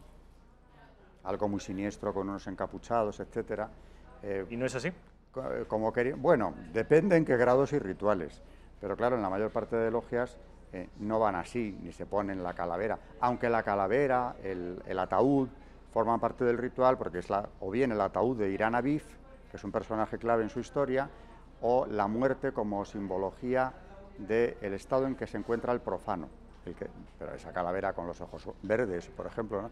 Todo eso es como para causar irrisión en el visitante del museo o de esta exposición, pensando, bueno, claro, es que estos paranoicos del franquismo, no solo Franco, sino casualmente todo su entorno, ¿no?, veían a la masonería como algo verdaderamente demencial. Entonces están mezclando elementos reales o exagerándolos y mezclándolos con otros que entran dentro de lo folclórico. ¿Para qué? Pues para desacreditar a todo aquel que ha estado en contra históricamente de la masonería. Eso va contra... Este es Albert Pike, concretamente. Este es uno de los grandes masones... 33, pone ahí. Ese que está ahí en imagen es uno de los principales personajes de la masonería norteamericana del siglo XIX. Ese entona un himno a Lucifer, que se llama así, el himno a Lucifer, directamente, que es suyo. Este no ocultaba ni mucho menos su veneración por Lucifer. Tiene un libro, Morales y Dogma, donde habla de todo lo que son sus creencias y a lo que la masonería debe aspirar, y enlaza directamente Albert Pike con la filosofía, con las creencias de los Illuminati de Baviera, que son luciferinos por definición. A ver, señor Bárcena, es que, claro, a una persona que no sea demasiado ducho en este asunto de la masonería, entienda que tanta cantidad de información, además con la gravedad con la que usted nos lo cuenta, hablando de Lucifer, de la influencia que ha tenido en nuestra historia, en nuestros desastres, y la influencia que ha tenido también en nuestra historia reciente, su oscurantismo, su secretismo, que es por todos sabidos, y ahora habla usted de Illuminati. Claro, alguien puede pensar, aquí esto suena demasiado a conspiración, suena demasiado a... en fin. No, es que bueno, luego a ver qué entendemos por Illuminati. Claro, los auténticos, los de Baviera, los fundados por Weishaupt en el siglo XVIII, son una secta que aspiró a controlar toda la masonería europea, teniendo un claro fracaso. Fueron prohibidos en Baviera y expulsados en víspera de la Revolución Francesa, y una rama pasa a la masonería francesa y trae consigo las creencias, el espíritu de los Illuminati de Baviera, que es luciferino, y una rama llega incluso a los Estados Unidos y funda ya entonces allí bien pronto la Gran Logia Colombia, de la que viene la Rockefeller, y todas ellas, las que vienen de ahí, tienen esa impronta luciferina. Pero no hace falta que lleguemos a los Illuminati, Como he dicho antes, en el rito escocés antiguo y aceptado, que lo siguen varias obediencias masónicas, ese ritual de consagración a Baphomet, al demonio, lo practican todos, no tienen que ser Illuminati ni cosas raras que se han llevado al cine con una versión esotérica extraña o comercial, ¿no? Por último, hábleme, señor Bárcena, de masones famosos. Este señor que veíamos ahí, lo conocen ustedes, los estudiosos de la masonería, pero políticos de nuestro presente o de nuestro pasado que hayan sido o que sean masones. A ver, en la Segunda República, que la he mencionado antes como un ejemplo de ingeniería social anticristiana propiciada por la masonería de manera clara. El propio jefe de gobierno y presidente después, Manuel Azaña, es uno de los que cuentan él mismo en sus memorias. A mí me han llegado a negar que fuera masón, pero si lo cuenta él en sus memorias. Su iniciación, su nombre simbólico es Plutarco, se inicia aquí en Madrid, ya después de la República, o sea, ya estábamos en República cuando la iniciación, pero él lo hace precisamente porque entiende que tiene que entrar ahí si quiere tener un control del mundo político español de aquel entonces. Ese es uno. Un ejemplo que es de manual, don Luis Jiménez de Asúa, gran jurista, de enorme prestigio, que es quien preside la comisión parlamentaria que va a redactar la Constitución de 1931, que alguien ha calificado, y no sin razón, una Constitución contra la Iglesia. Ahí viene una gran división ya de los españoles, a causa de la Constitución. Bueno, pues don Luis Jiménez de Asúa pertenece, su nombre simbólico es Carrara, pertenece a la Gran Logia del Centro, regional del Centro. Y en esa comisión parlamentaria, más de la mitad de los parlamentarios que la integran son masones, como el propio presidente, y se reúnen por separado durante los meses en que se está redactando la Constitución. Es decir, la propia comisión parlamentaria, con su presidente a la cabeza, mantiene reuniones con los diputados masones, no con los otros, siendo parte de la misma comisión. Bueno, pues ahí tenemos otro ilustre masón que tiene un papel muy destacado en la Segunda República, tanto como que es uno de los padres principales de la Constitución del 31, y ha pasado a la historia con su mejor imagen, la de gran, ilustre jurista, que lo fue, indudablemente, pero muy condicionado por esa pertenencia masónica, qué duda cabe, ¿no? Del 78, de la Constitución del 78, en fin, de la época democrática, ¿qué políticos españoles han sido o son masones? Pues en la época democrática... Se habló de Zapatero. Bueno, Ricardo de la por Cierva ejemplo, lo señaló como... Tierno Galván lo era, aunque dentro de la masonería se le considera casi moderado. En el Partido Socialista era frecuentísima esa pertenencia masónica. Y de Zapatero se ha hablado mucho. Él lo negó, luego ya no lo dejó tan claro. Es nieto de un masón de nombre simbólico Rousseau, pero el que lo fuera su abuelo no quiere decir, lo de su abuelo es incontestable, pero lo de que lo fuera su abuelo no significa que lo tuviera que ser él. Pero yo siempre acabo diciendo lo mismo. Más que los nombres o la pertenencia, me interesan las obras de los políticos. Y aquellos que siguen al dictado las consignas masónicas, lo que se llama el libro blanco de la masonería francesa, del Gran Oriente de Francia, pues si no son masones, están sirviendo los intereses de la masonería o siguiendo sus directrices. Y ahí no cabe discutir que Zapatero es uno de los principales ingenieros sociales de la historia de España, porque viene con un proyecto masónico muy fuerte que lleva a cabo en un tiempo récord. Si hablamos de ingeniería social, pues tiene todo un conjunto de leyes que van a cambiar la sociedad española de una forma revolucionaria, por imposición precisamente de este partido y del gobierno que se involucra en ello, de una manera muy particular. Memoria histórica, que ahora dando un paso más nos quieren llevar, ahora que gobierna el PSOE de nuevo, a una nueva edición, a una nueva ley de la memoria histórica, donde ya se elimina la libertad de expresión. Este nuevo proyecto de ley es estalinista. Quien opine en contra de lo que establece el poder puede ir a la cárcel, puede quedar inhabilitado. Hasta etcétera. 5 años de prisión y 15 años de inhabilitación. Claro, y todo eso en nombre de la tolerancia y de la libertad y de la democracia, las grandes conquistas masónicas. Bueno, pues Zapatero, si no era, estaba desde luego en la estrategia masónica 100%. Se atribuye la pertenencia a la masonería a varios de sus ministros, María Teresa Fernández de la Vega, entre otros, aunque luego se dice que dejó la masonería.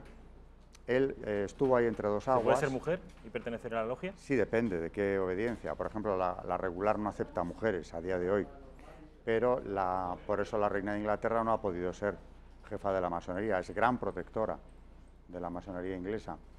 El duque de Edimburgo no quiso serlo, curiosamente, aunque su suegro prácticamente le exigió que se iniciara, yo creo que con una medida de precaución por parte del rey anterior, de su suegro, pero no ha querido tampoco desarrollar mucho ahí una carrera masónica y no ha sido el jefe nunca. En cambio, el duque de Kent, a quien se le propuso, lo aceptó. Siempre ha sido, o generalmente desde hace ya mucho tiempo, con los Hannover, alguien de la familia real. La reina no puede serlo, por ser mujer. Pero en la masonería irregular hay masonería femenina y hay otras logias que se llaman obediencias mixtas, es decir, hay hombres y mujeres. Antiguamente el primer paso fueron las logias de adopción, se llamaba, porque dependían de logias masculinas, pero eran logias de mujeres. Y hoy hay una mayor igualdad en el sentido de que son mixtas, hay hombres y mujeres. Esas son las más revolucionarias, por cierto. Esas son, por ejemplo, derecho humano, que es una obediencia masónica de las que con más facilidad algunos de los grados altos han reconocido su culto luciferino. Bueno, entiendo que se habrán quedado, si no conocían este asunto o lo conocían de manera superficial, de una manera más o menos aérea, yo supongo que se habrán quedado a cuadros, impresionados con la influencia insospechada que tiene la masonería, que ha tenido, pero que sigue teniendo en la política española y occidental en general. Si quieren abundar y aprender más sobre la masonería, yo les recomiendo el libro Iglesia y Masonería, del señor Alberto Bárcena, de la editorial San Román. San Román, está a la venta y podrán, en fin, obtener un conocimiento más exhaustivo. Señor Bárcena, ha sido un placer. Mil gracias por estar aquí. Igualmente. Vamos a publicidad y a la vuelta estamos con Emilio Domínguez, de la fundación, de la plataforma Millán Astray. Ya saben ustedes que llevan peleándose con Carmena desde hace varios meses. Publicidad y estamos con él.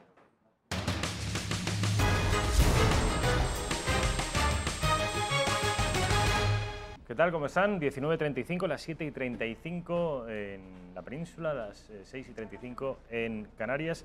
Estamos en presencia de Emilio Domínguez. Emilio, ¿cómo estás? Hola, buenas tardes. Buenas tardes. Emilio es miembro de la plataforma patriótica Millán Astray, es uno de sus portavoces. Conocen ustedes, seguramente conozcan más a Guillermo Rocafort, que es el que ha venido en más ocasiones, pero Emilio también ha venido acompañando a Guillermo alguna otra vez y hoy lo tenemos aquí con nosotros, bueno, pues para que nos cuente cuál es la última hora. Saben ustedes que llevan en constantes litigios con el Ayuntamiento de Madrid, porque el Ayuntamiento de Madrid se le puso entre ceja y ceja que tenía que acabar, por ser franquista, con la calle Millán Astray, cuando ya saben ustedes que el 18 de julio del 36 Millán Astray no estaba ni siquiera en España, estaba en Argentina. Vamos a hablar de esto, vamos a conocer también la última hora relacionada con la figura del fundador de la Legión. Saben ustedes que se le está grabando una película, no precisamente en su honor, sospechamos, y vamos a ver también cuál es la última hora con respecto a esto. Antes de nada, ¿se acuerdan ustedes que la última vez que estuvieron aquí estos amigos, esos caballeros legionarios nos dijeron, antiguos caballeros legionarios, les pedí una camiseta de Millán Astray? Bueno, pues aquí tienen, fíjense. A ver si puedes hacerle un primer plano, Raquel. Millán Astray, plataforma patriótica. Emilio, mil gracias. Es muy bonito. De nada, muchas gracias. Aquí tenemos el símbolo de la Legión, que es... a ver, explícalo, Emilio. Es el emblema de la Legión, las armas legendarias, lo que llevo en el pin, de los tercios de Flandes, que somos herederos, la pica, la ballesta y el arcabuz. La imagen del fundador de la Legión, ahí a la derecha, y la bandera de España entre esa imagen y nuestro corazón, que es lo que llevamos actualmente como la causa, por el honor que queremos que la ciudad de Madrid no le siga tributando en el callejero, en su toponímico. Pues os lo agradezco mucho. Como buenos legionarios, estos hombres no traicionan a su palabra. Dijeron que me lo iban a traer. La última vez que vino Guillermo Rocafort en solitario se disculpó porque no lo había podido conseguir, pero esta vez que ha venido Emilio sí que me lo ha traído. De manera que yo no dudaba en pídele algo legionario y, bueno, tardará más o menos, pero lo conseguirá. Entre otras cosas porque están entrenados para eso. Emilio, a ver, cuéntanos. Le pido a mis compañeros de realización que me quiten el sonido del pinganillo porque les estoy escuchando a ellos. Ahora, perfecto. Emilio, han habido novedades. Desde la última vez que estuvo aquí Guillermo, ha habido novedades con respecto a vuestra lucha. Saben ustedes que, para poner en contexto a los madrileños y sobre todo a los españoles que no sean de la capital, que hay veces que desde aquí en Madrid tendemos a pensar que toda España es Madrid y no. Afortunadamente no, España es mucho más grande. La alcaldesa Manuela Carmena de Ahora Madrid se le puso entre ceja y ceja hacer una limpieza de calles relacionadas con el franquismo. Entre esas calles incluyó, por ejemplo, los caídos de la División Azul, incluyó la calle Millán Astray y finalmente ha acabado por cumplir su amenaza. Bueno, esto ha sido un largo proceso y para todo ello hemos estado preparados en esta lucha que empezamos sin cuartel desde hace aproximadamente, llevamos camino de 2 años, ¿no? Y nos hemos encontrado con muchas dificultades, con muchas trabas, era lo previsible porque no era tarea fácil, pero estamos acostumbrados a intentar superarlo, ¿no? Y sobre todo con el uso de nuestras armas legales, con el uso de la justicia y siempre y cuando evidentemente nosotros y el ayuntamiento estemos en un mismo tablero, en una misma partida de ajedrez y con la justicia con la misma medida, ¿no? Cosa que por lo que vamos viendo pues se va incumpliendo, ¿no? Desgraciadamente las normas del juego van cambiando según han ido apareciendo noticias, sentencias o una serie de situaciones o acciones judiciales que nos han llevado a pensar que evidentemente esto no es como nos lo habían pintado y evidentemente nos han ratificado en la dificultad de todo lo que conlleva la lucha que pretendemos, ¿no? La lucha no tiene otro objeto que simplemente defender el honor, el respeto, el tributo que Madrid desde 1924 ha de guardar al fundador de la Legión, al héroe de Filipinas, de la Guerra de Marruecos y mutilado de guerra 4 ocasiones, ¿no? Entonces sí, ha habido novedades en los últimos días a propósito de una sentencia del Juzgado Contencioso Administrativo número 14, el pasado viernes, el día 15 de junio, cuya sentencia no la tenemos, no ha llegado a nuestro poder, pero se han adelantado ya los medios a verter la información que en ella se nos contaba y hay 3 calles en concreto, García Escámez, General Yagüe y la que nos atañe, Millán Astray, que da la razón al Ayuntamiento a propósito de un recurso presentado por la Hermandad Nacional de Antiguos Caballeros Legionarios que funciona al margen de lo que es nuestra plataforma, nuestra asociación con la que pretendimos desde su institución, desde su configuración, ganar en legitimidad, ¿no? Legitimidad porque representamos a los vecinos, hay muchos vecinos de la propia calle que tienen ese derecho legítimo de defender su calle, y al mismo tiempo a la única hija del general Millán Astray, a Peregrina, a la cual hemos representado y en multitud de ocasiones nos ha acompañado, incluido la calle, los mercados, la parroquia, las diferentes concentraciones que hemos hecho en torno a la calle y en la Plaza Mayor hace aproximadamente año y medio, por la defensa de la calle del general Millán Astray. Todo ello ha sido parte del juego. Hemos llegado a tener una vista judicial, una vista pericial, hace exactamente un mes y medio, en concreto el 8 de abril, en la sala número 7, no en la 14, que es la sentencia a la que me refería anteriormente, y esa sentencia, después del recurso presentado por el Ayuntamiento, pues falló a favor nuestro. Eso fue el día 31 de mayo. A partir del 31 de mayo ha surgido lo que comentaba en un principio, de la Hermandad Nacional, el recurso que se les ha salido en contra, y todo esto pues ha creado una cierta confusión, una cierta zozobra, discordia, que es lo que van buscando evidentemente, y una serie de cambios que hemos notado, hemos percibido en las normas del juego, ¿no? Como por ejemplo las causas o las condenas que se le atribuyen al general Millán Astray, ¿no? Ahora incluso se habla de represión cuando era una persona ajena incluso a la participación en lo que era el combate, lo que era el conflicto bélico en sí, ¿no? O sea, son tantas y tantas cosas que evidentemente vamos viendo cómo van cambiando ellos lo que no les conviene, ¿no? Desde la argumentación inicial, aquel 22 de septiembre de 2016, en el que veíamos, por ejemplo, que se hablaba mucho del enfrentamiento con Unamuno, lo de la avenida de la inteligencia que le iban a poner a la calle General Millán Astray. ¿Dónde está la avenida de la inteligencia? Se ha corrido un tupido velo, ya nadie habla de la avenida de inteligencia porque al parecer Unamuno no era tan bueno como lo pintaban, ¿no? Y de hecho ha habido una serie de comentarios, hemos tenido una serie de polémicas en los medios e incluso en el Instituto Cervantes con Gabaté, con uno de sus biógrafos, a propósito de una intervención de Guillermo Rocafort, y de hecho han salido una serie de testimonios que han estado en boca de todos en las últimas semanas, tanto en Salamanca, un bibliotecario, Severino creo que se llamaba, Severino Delgado, y no hace mucho, hace 48 horas, ha salido un estudio de dos investigadores extremeños, Moisés Domínguez y el padre Ángel David Martín Rubio, hablando de los hermanos Tagó, también franceses, sobre una entrevista que hicieron en octubre al propio Unamuno, ¿no? Igual que se le había hecho también el 21 o 22 de octubre el periodista griego Kazantzakis, que no era sospechoso evidentemente de apoyar al bando nacional, ¿no?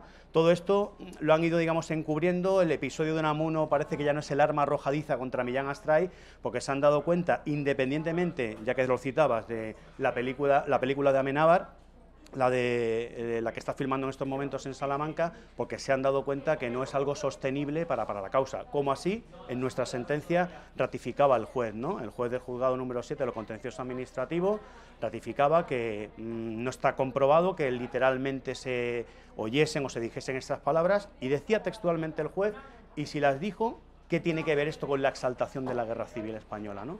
Que era uno de los motivos en los que pretendían esconderse en ese primer encuentro del 22 de septiembre de 2016 con el secretario del comisionado de la Ley de Memoria Histórica, con don Chema Urquijo, don José María Urquijo, por los argumentos que querían poner, digamos, en contra, ¿no? Para intentar argumentar que la calle Millán Astray debería desaparecer del toponímico de la ciudad de Madrid. Emilio, para los que no estén demasiado al tanto en lo que está ocurriendo en Madrid con la limpieza, entre comillas, de las calles franquistas y en particular en el caso de la calle de Millán Astray, explícales a los espectadores de Intereconomía qué ha ocurrido con esta controversia, aquel episodio de Unamuno versus Millán Astray o Millán Astray versus Unamuno. Lo que flota en el imaginario colectivo es que hubo una discusión en Salamanca, en la Universidad de Salamanca, donde Unamuno reprimía a Millán Astray decía viva la muerte, muera la inteligencia, porque Unamuno le advertía que estaban en el templo de la inteligencia. Entonces Unamuno, entonces Millán Astray se levantó. Algunos incluso dicen que se llevó la mano al cinturón donde tenía el arma y dio vivas a la muerte. ¿Qué ha habido, qué novedades ha habido historiográficas con respecto a este episodio? Es lo que comentaba antes. Primero se ha intentado revelar que hay otra serie de fuentes historiográficas también válidas. Se ha abierto también el camino de lo que dijo Portillo, que no estaba concretamente en Salamanca. ¿El diario El País ha tenido algo que ver en estas nuevas revelaciones? El periódico El País ha aceptado o ha publicado en concreto una serie de artículos a los que ha venido una respuesta posteriormente del propio Gabaté, de este biógrafo de Unamuno, pero lo que hay que, digamos, intentar concretar es el marco del que estamos hablando, ¿no?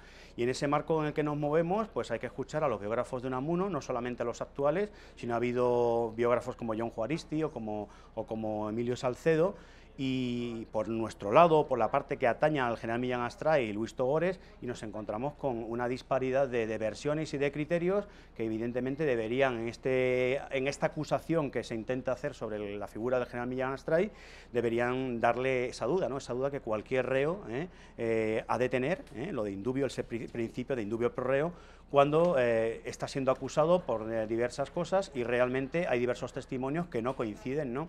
Entonces, a partir o a raíz de lo que se publicó hace 4 o 5 semanas en Salamanca, luego El País, a propósito de este bibliotecario, de Severiano Delgado, resulta que ha habido el otro lado, el otro sector, que no se cree la versión porque esta persona revelaba que el tal Portillo había hecho una ficción, una palabra que yo he oído mucho en los últimos encuentros relacionados sobre Millán Astray, por ejemplo el del Instituto Cervantes, en los que los miembros, sorprendentemente, los miembros del comisionado de la Ley de Memoria Histórica, tanto el señor Ruiz Manjón como el señor Trapiello, e incluso el propio Gabaté y su mujer, hablaban de mito, de ficción y de exageración de todo lo que había acontecido. Entonces, si ellos, que son las principales armas propagandísticas de ese episodio, el que se ha convertido prácticamente en su modus vivendi, y en el modus operandi, ¿no?, a lo largo de la composición de su trabajo escrito, en concreto de Gabaté en cuanto a su biografía, del que hace digamos una ligera pasada, porque no se ha estudiado a fondo por la disparidad o diversidad de opiniones y criterios que hay al respecto. Pero lo que está claro es que allí Millán Astray no era, como de hecho Unamuno anotó en el reverso de la carta que le habían entregado previamente, una persona, la mujer de Atilano Cocó, que era un pastor protestante que había estado a verle minutos antes de él acudir al Paraninfo, ¿no? Porque él ni siquiera, por los enfrentamientos que tenía con todo el mundo, él era una situación en la que se encontraba, como bien apuntaba Moisés Domínguez y el padre Ángel David Martín Rubio, se encontraba desesperado por la situación de España, por su situación personal, por su crisis personal, y es evidente que realmente estaba dentro de un estado de confusión. Y a esto se le tuvo que añadir el hecho de esta visita de una persona que suplicaba para ese pastor protestante, Atilano Cocó, que realmente salvase el pellejo, ¿no?, que no fuese represaliado, ¿no? Entonces él hizo unas notas en función de los discursos que de manera fehaciente aparecen en el adelanto del 13 de octubre del 36, que es lo más cercano que tenemos, es 24 horas después. Allí no hay posibilidad de Photoshop en aquel tiempo, no tenemos posibilidad, por ejemplo, de cambiar los términos. Se podría hablar, como hablaba Gabaté, de censura, pero en lo que son los testimonios y los discursos que dan Ramos Los Certales, Pemán, Maldonado, Beltrán de Heredia, no aparece ningún discurso, y de hecho lo anota el propio Unamuno, de Millán Astray, ¿no? Hay una serie de alusiones, una serie quizá incluso de provocaciones, como así reconoce y así lo ha constatado estos dos hermanos, los hermanos Zagó, sobre la forma en la que se dirige a Millán Astray cuando le habla del lisiado, o del producto final de una guerra, o de los enfrentamientos con Rizal. Todo esto evidentemente tiene una fuerza en la opinión pública de lo que es el Frente Popular y en la prensa frente populista. Entonces, es lo que corre como la pólvora. ¿Cómo se construye ese mito de lo que ocurrió allí en realidad? Pues ese mito, como decía, hemos de esperar incluso 15 años, porque al parecer es en 1941... el tal Portillo, que había estado y había trabajado en España en los años anteriores a la guerra, pero que se encontraba directamente en Londres, que hace una ficción de algo que le cuentan. De hecho, incluso lo publica en inglés, y al parecer esa ha sido la base, porque incluso Pemán en el año 60, 25 años después, o 60-61, aparece en ABC quitando hierro al asunto. De hecho, se ve en el propio adelanto la fotografía, digamos, más significativa de lo que ocurrió allí, la despedida afable, cordial, tanto de Unamuno como el encargado del protocolo. El encargado del protocolo era el general Millán Astray, y Unamuno estaba en representación de Francisco Franco, del caudillo, que no estaba presente en el acto, por eso estaba su mujer, y las veces de actos protocolarios corrían a cuenta del general Millán Astray, que es el que se encarga de organizar todo, la salida y la protección. Allí no hay ningún gesto, digamos, hostil hacia la figura de Unamuno. Es más, él, que se declaraba falangista, y de hecho meses más tarde fallece, y su cuerpo es llevado por falangistas, es enterrado por falangistas, por las calles de Salamanca. Esta situación lo único que hace es engrandecer, digamos, la figura de ese Unamuno, el que había estado allí presente, pero no en concreto el enfrentamiento con Millán Astray, porque de hecho Unamuno sale por su propio pie, luego se reúne con su hijo en el casino, en el restaurante Novelty de Salamanca, en el que meses antes, en concreto el 18 de julio, no había tenido ningún tipo de interferencia, ningún tipo de presión para, digamos, declarar su simpatía por lo que había ocurrido en Melilla, ¿no? La tarde-noche del 17 de julio. Por lo tanto, hemos de tener en cuenta que toda esta situación en torno a Unamuno, que fue uno de los principales bastiones en los que el comisionado intentó basar su refuerzo, fue echado para atrás por el juez de la sala número 7, el tema Unamuno, así como otros, como el tema de la publicidad o el hecho de que posiblemente fuese o se aducía que había sido el director de Radio Nacional de España, cuando hasta junio del 37 no empieza a funcionar como tal y no consta, en cuanto miras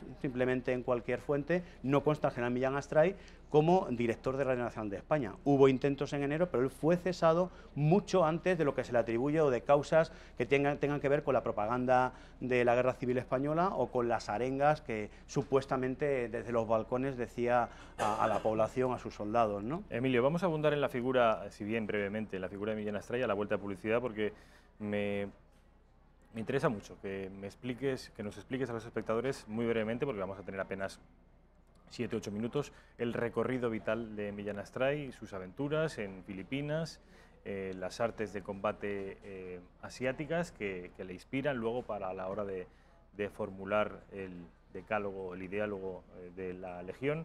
Esto va a ser a la vuelta de publicidad.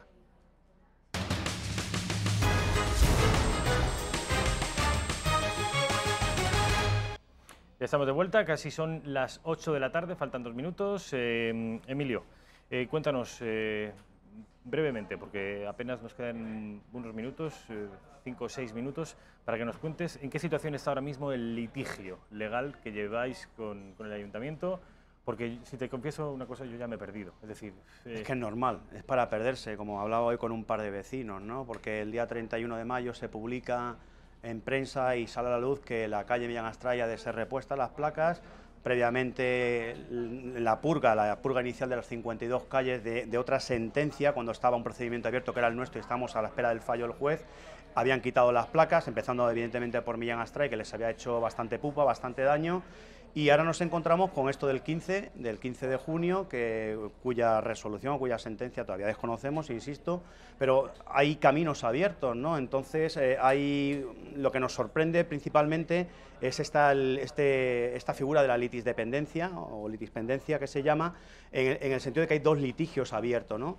Esa litispendencia, los 2 litigios tienen que ver por culpa de nuestra sentencia, la de la plataforma Millán Astray, y por el último recurso que ha sido denegado, que ha sido rechazado a la Hermandad Nacional de Antiguos Caballeros Legionarios, que deriva de aquella de las 52 calles de la Fundación Francisco Franco, ¿no? Entonces es para estar evidentemente confundido, pero es lo que pretende, son los elementos del odio, del rencor, de la revancha, de esa aglomeración de decisiones que se están tomando y que en el caso, por ejemplo, tan sorprendente de la sala número 14 del Juzgado del Contencioso Administrativo, del juez Villagómez Cebrián, cuya resolución, evidentemente, habiéndose producido 16 días antes la nuestra, pues estamos ahí en ese proceso que no sabemos cómo vamos a obrar, si vamos a echar una mano al recurso a instancias superiores de lo que se ha dictado recientemente, la semana pasada, que ha salido hace 48 horas en los medios, o esperar también por la otra vía nuestra sentencia, la de la plataforma patriótica Millán Astray, que fue afirmativa, que fue positiva,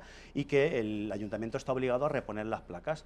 Ahora, que el Ayuntamiento quiere presentar un recurso o lo ha hecho, cosa que desconocemos, yo creo que ya el tiempo se le ha debido pasar, pero como también ellos actúan de una manera arbitraria, van cambiando las normas del juego, como hemos visto, por ejemplo, en algún tipo de descuido que han tenido y han aducido problemas telemáticos, pues todo eso es lo que hace que la confusión, que la sociedad, que tú, que cualquier vecino, cualquier persona de a pie, esté ahora mismo descolocado, pues entre las obras, entre la suciedad, entre este Madrid que tenemos y entre el tema de la memoria histórica, en el que se le está echando, digamos, más sal a la herida para intentar eso, que sea la discordia, que sea la zozobra las que imperen. Pero eso tendrá un fin. Yo creo que la confusión realmente que se está produciendo... Me refiero al recorrido legal. ¿Esto tendrá un fin algún día? Tendrá que llegar, evidentemente, cuando dos jueces o dos salas de los mismos juzgados de lo contencioso administrativo haya dos sentencias parejas por el mismo caso, cuando haya un juez que diga esto, otro juez que dice lo otro. Ahora hay una serie de razones que no estaban inicialmente estipuladas, en las que intentamos defender la figura, la honra, el honor del general Millán Astray, y te encuentres ahora mismo con que hablan ahora de represión o de su participación en el propio conflicto bélico, cuando ha quedado claro semanas antes, pues todo eso, ¿no? De las primeras razones las hemos echado abajo, desde el episodio de Unamuno hasta lo de Radio Nacional de España, hasta que no estaba en España en el momento del alzamiento, porque estaba en Argentina, como inicialmente decías. O sea, es un cúmulo de despropósitos y de cosas, no solamente a nivel consistorial, sino a nivel judicial, y evidentemente nosotros somos simplemente ciudadanos que tenemos el ejercicio de nuestros derechos, el ejercicio de la ley, ponerlo en práctica, con todas las armas legales que tenemos, nuestro equipo jurídico y nosotros, como antiguos caballeros legionarios que somos, para defender lo que nos inspiró el general Millán Astray, a propósito de lo que me ibas a preguntar inicialmente, del Bushido y del credo legionario, que sigue estando vigente en nuestra vida de civil, ¿no? El Bushido. La gente se preguntará, ¿qué tiene que ver el Bushido con una figura tan española, tan castiza como Millán Astray? A ver, explícale brevemente. Pues el Bushido es el código de guerra, el código de los samuráis japoneses, y esto deriva de unas lecturas de un supuestamente inculto Millán Astray, porque también se ha tachado de inculto, que dominaba perfectamente el francés y lo hablaba. Él había estado también en contacto con el ejército francés, de hecho fue delegado a Argel, al norte de África, básicamente para trabajar y para saber cómo funcionaba la legión extranjera francesa antes de la fundación de la legión, ¿no? Él le llega una versión del libro de Inazo Nitobe a través de la embajada francesa, y a partir de ahí, pues esa traducción del francés es la que traslada y la que traduce al castellano décadas más tarde, ¿no? Y en él se inspira y es, digamos, ¿Hasta la tal punto base... controlaba el idioma? El francés, para traducirlo, sí. Para traducirlos, claro, tendría una serie de explicaciones a nivel militar de lo que significaba, pero evidentemente él era capaz de traducirlo y de hablarlo, ¿no? Y de hecho, cuando él estaba de profesor, bastantes años antes del inicio del conflicto, en la Academia de Toledo, en la Academia de Suboficiales actualmente, la Academia de Oficiales, pues él lo tenía, digamos, como libro de cabecera.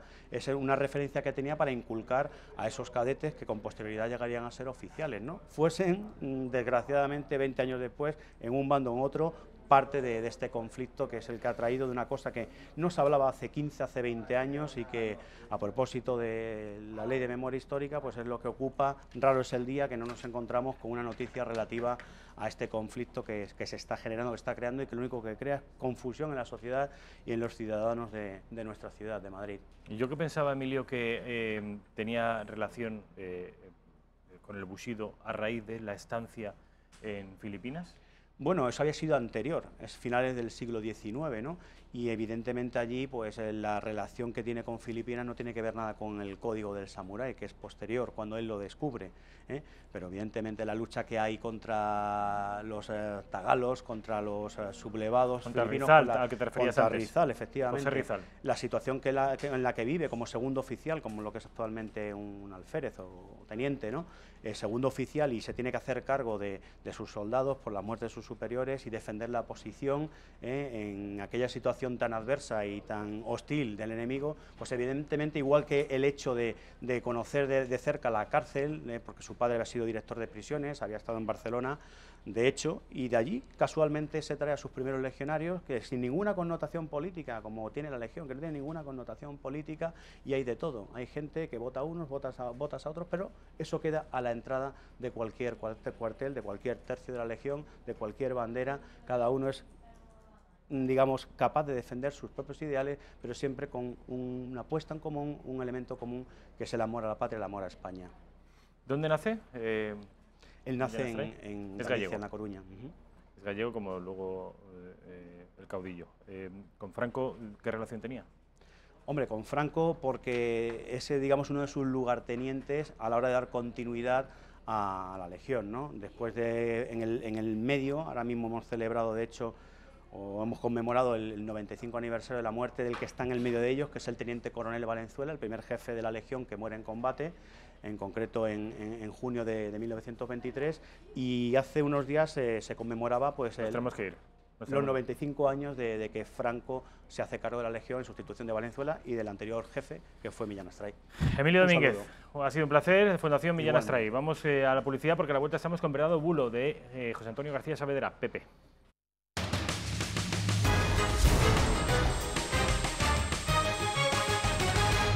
¿Qué tal? ¿Cómo están? Bienvenidos a esta última fase de nuestra singladura de la redacción abierta.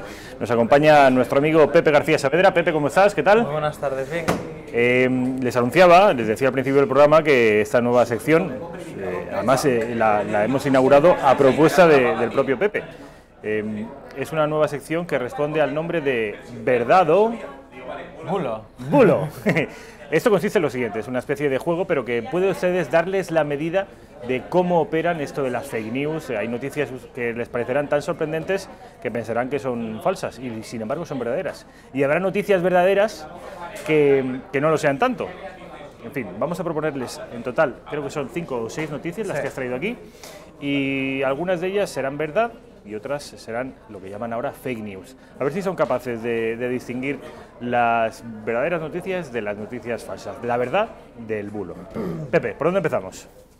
Pues creo que vamos a empezar con una noticia sobre un BMW en un entierro. Un BMW en un entierro. Sí, vamos a ver si tenemos para que vean todos el titular de esta noticia, que habla sobre un hombre que entierra a su padre en un BMW de 75.000 euros porque le había prometido comprarle un coche de lujo. Al parecer el coche que está ahí, que aparece en pantalla, está equipado con navegación satélite para guiarle a las puertas del cielo. No sé, ¿qué dirás, Rafa? ¿Tú qué crees?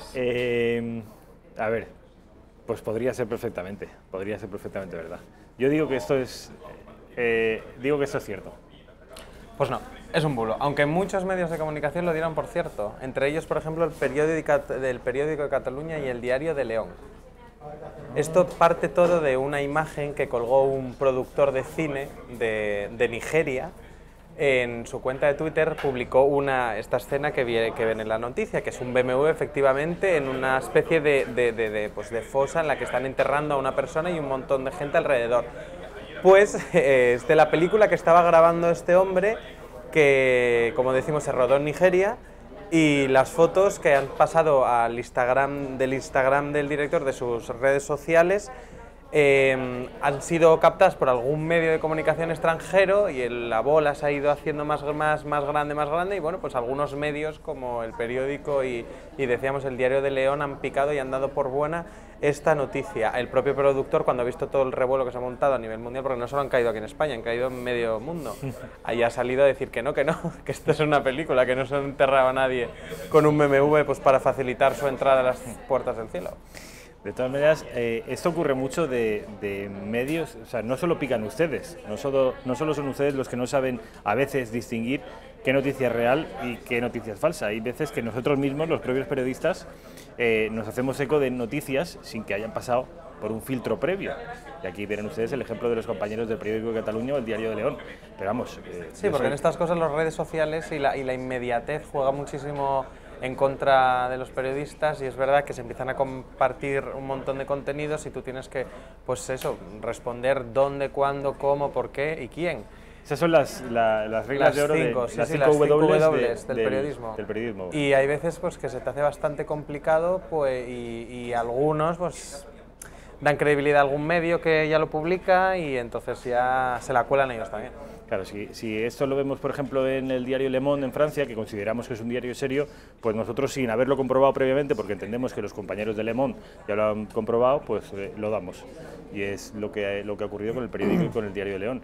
Pero vamos, a mí también me ha ocurrido muchas veces. Y además son noticias, por lo general, tentadoras en el sentido de que pueden funcionar muy bien en un periódico digital. Es la típica noticia que la gente pincha porque es muy atractiva. Entonces... En fin, nos ahorramos muchas veces la comprobación, mal hecho por nuestra parte. Pues se la han colado. Se la han colado. Venga, vamos a la siguiente, Pepe. Vamos a la siguiente, sí. Esta te va a encantar a ti además. Telde quita el gato negro de San Juan por las críticas de defensores de animales. La Concejalía de Festejos retira la figura del felino del escenario por la denuncia de las protectoras de animales aunque Martel, que es el concejal, alega que solo es un adorno más dentro de todo lo que han puesto de cara a las fiestas del patrón de esta localidad canaria. ¿Qué me dices? ¿Pero este gato negro es un gato de verdad? No, no, no, es un gato negro de cartón. La representación es se supone que está, tú ahora tienes que decir si es verdad, en este ayuntamiento de cara a las fiestas patronales son 2 cortinas de llamas y en medio la silueta de un gato negro. Todo esto en cartón piedra, o sea que no... Como si fueran hogueras de San Juan o fallas en Valencia. Efectivamente. De hecho, es de cara a la celebración de San Juan. De las hogueras de San Juan. Sí, y entonces, según esta información, las protectoras de animales se han quejado de que se coloque un animal porque se está estigmatizando al animal y puede crear en el imaginario colectivo, dicen, pues una animadversión hacia los gatos negros.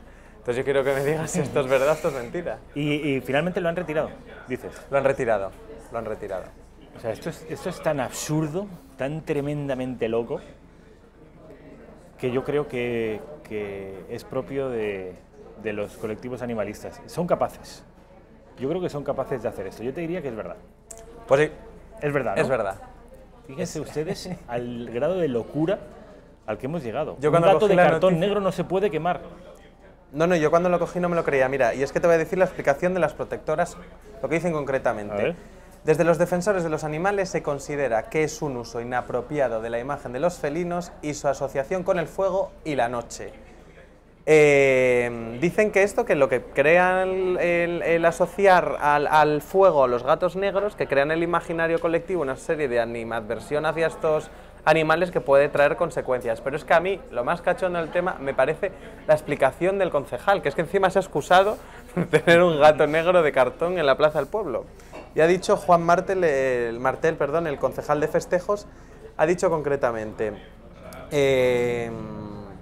ante las críticas las críticas en redes sociales las he recibido con cierta sorpresa y dice que se trata, el gato negro este de cartón, de un elemento alegórico y no de una desconsideración hacia los animales. O sea, encima el tío se excusa, pide perdón por poner un gato negro de cartón en la plaza del pueblo. Es tremendo. ¿Cómo nos hemos creído el relato?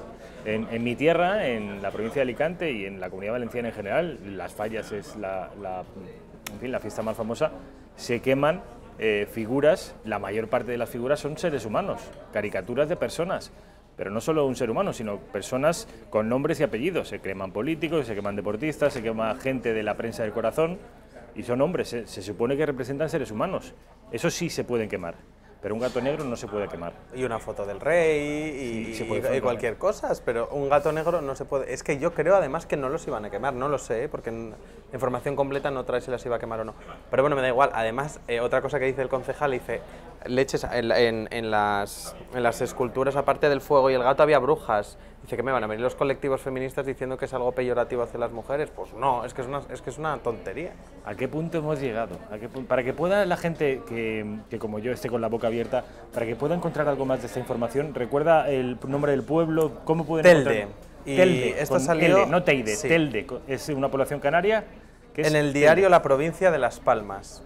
Telde quita el gato negro de San Juan por las críticas de defensores de los animales. Noticia del 18 de junio de un periodista que se llama Pedro Hernández.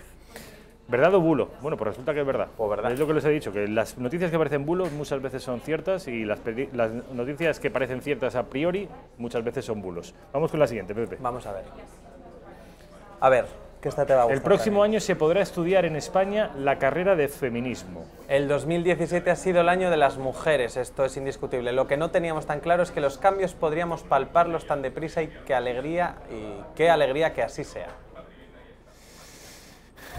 Esto es, al parecer, el próximo año en un par de universidades españolas, en la Complutense Madrid y el Autónoma de Barcelona, se va a poder estudiar un grado en estudios de género, que va a ser de 3 años y que va a tener 180 créditos. Esto es lo que dice la información.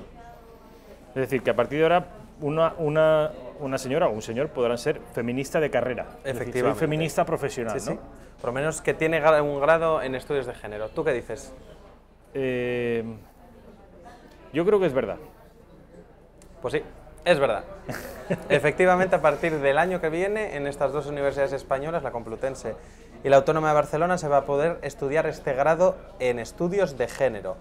Y dice la información, además, que ha habido mucha demanda y que no hay tantas plazas, porque al parecer hay 200 candidatos para entrar en esta carrera y solo se ofertan 60 plazas. ¿Qué dice que se va a estudiar a grandes rasgos en esta carrera? Era mi siguiente pregunta. Pues mira, esta carrera se plantea, dice la información, como una visión transversal del funcionamiento del sistema binario de género y del ejercicio del poder que sostiene, así como de las desigualdades que ha generado y genera. Yo no me he enterado de nada. Igual sí que es verdad que hay que estudiarla para enterarte de algo.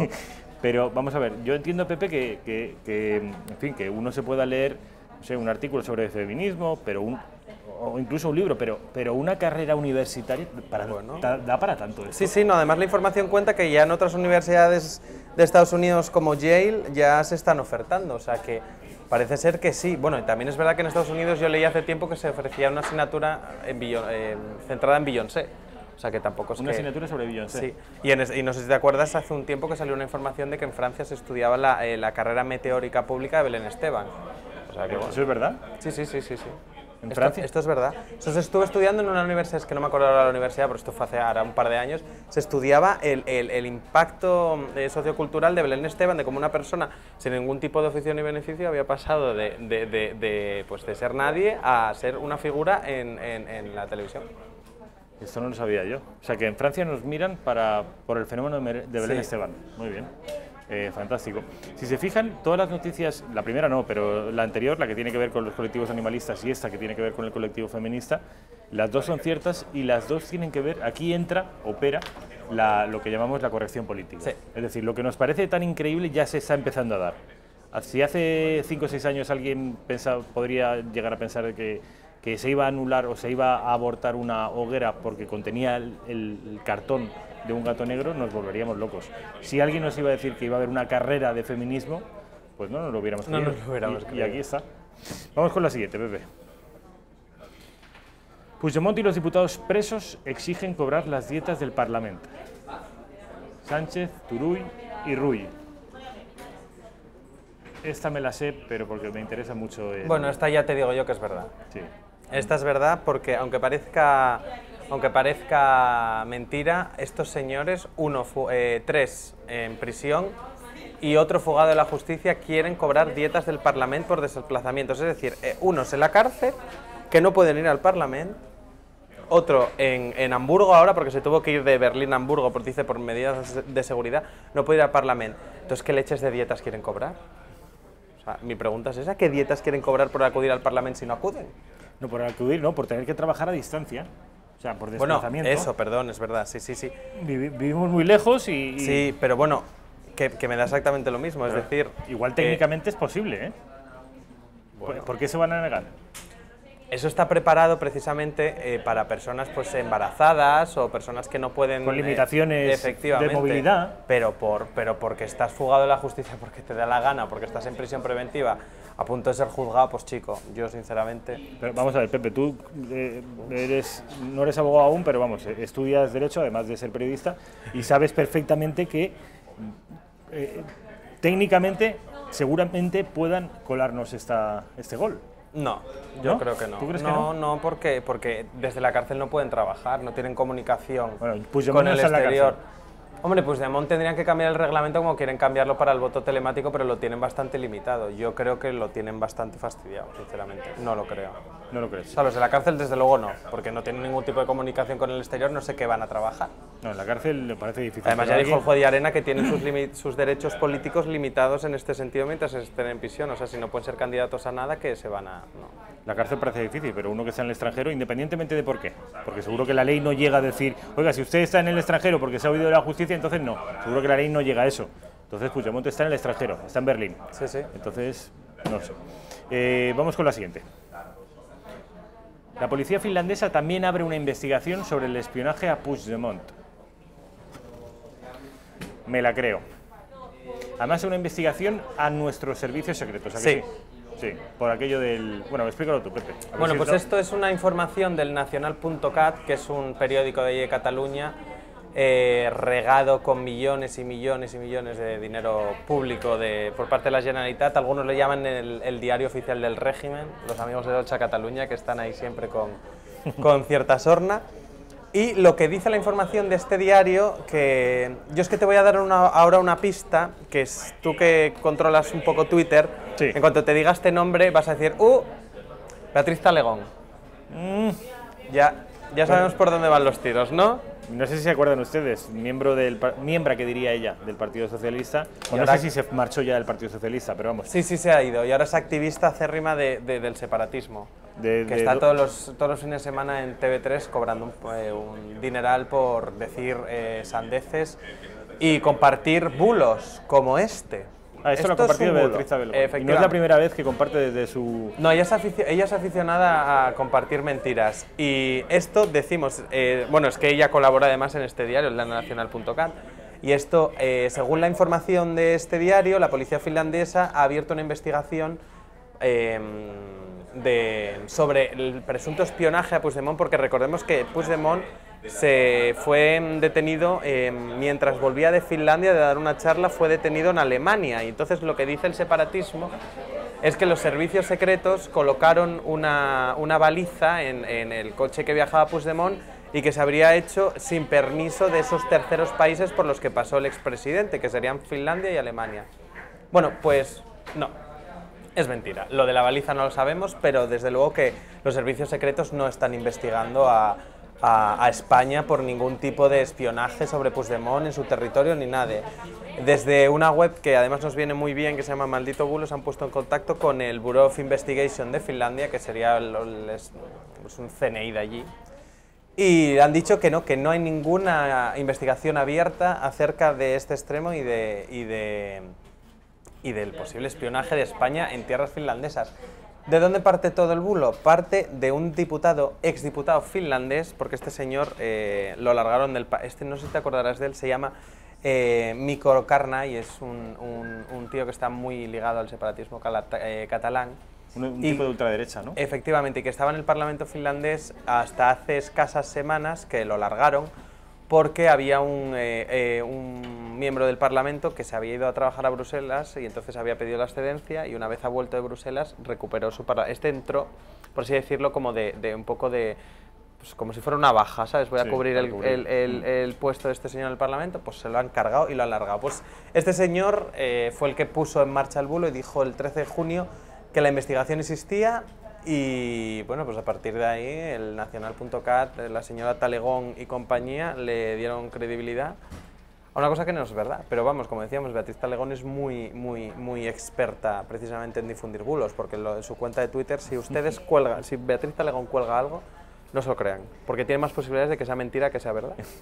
Hay pocas veces que sabemos dónde está el origen y la causa de un bulo. Aquí está Pepe, lo ha identificado perfectamente. O sea, es un ex parlamentario finés o finlandés, que es el que los medios de comunicación españoles le han dado verosimilitud, en concreto este del Nacional. Y a raíz de lo del Nacional, Beatriz Talegón, que se come todos los bulos. Todos.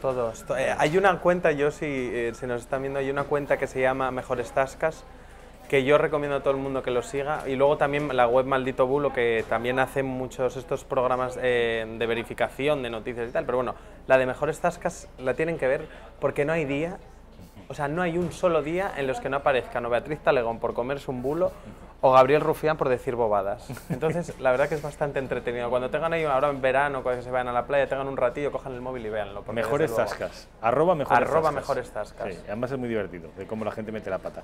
Esperemos que a nosotros no nos pillen nunca, porque no metamos la pata, aunque lo hacemos todos los días. Bueno, pues hasta aquí ha dado de sí esta nueva sección. Supongo que les habrá resultado interesante. Y además de ser divertida, yo creo que aprende uno mucho de... Y lo que decías tú al principio, además, te has tragado alguno de estos bulos, lo que quiere decir es de qué locuras estamos viviendo en estos momentos. Lo del gato de Telde. A mí me parece la más impresionante de todas. Que no se puede quemar un gato de cartón. Un gato que estaba integrado, no era un monumento de un gato, era un gatito que estaba integrado en una escultura también de cartón piedra mucho mayor. Sí, sí. Pues la escultura se puede quemar y se va a quemar obviamente en la noche de San Juan, pero el gato se tiene que salvar. El grado en feminismo aquí en Madrid o en Barcelona. Es decir, esto es divertido, pero también les puede dar a ustedes la medida de cuán pervertido tenemos el criterio cuando entra a jugar la corrección política. Es decir, ojo, porque vamos a ver cosas y a darlas por ciertas que no creeríamos. Pepe, José Antonio García Saavedra, como siempre. Alonso, que siempre te olvidas del de mi madre, la pobre. Un placer. La semana que viene, ¿vienes con 5 o 6 noticias más? Sí. Genial. Vamos al informativo de Intereconomía, que ya nos está dando paso. Vamos, hasta mañana.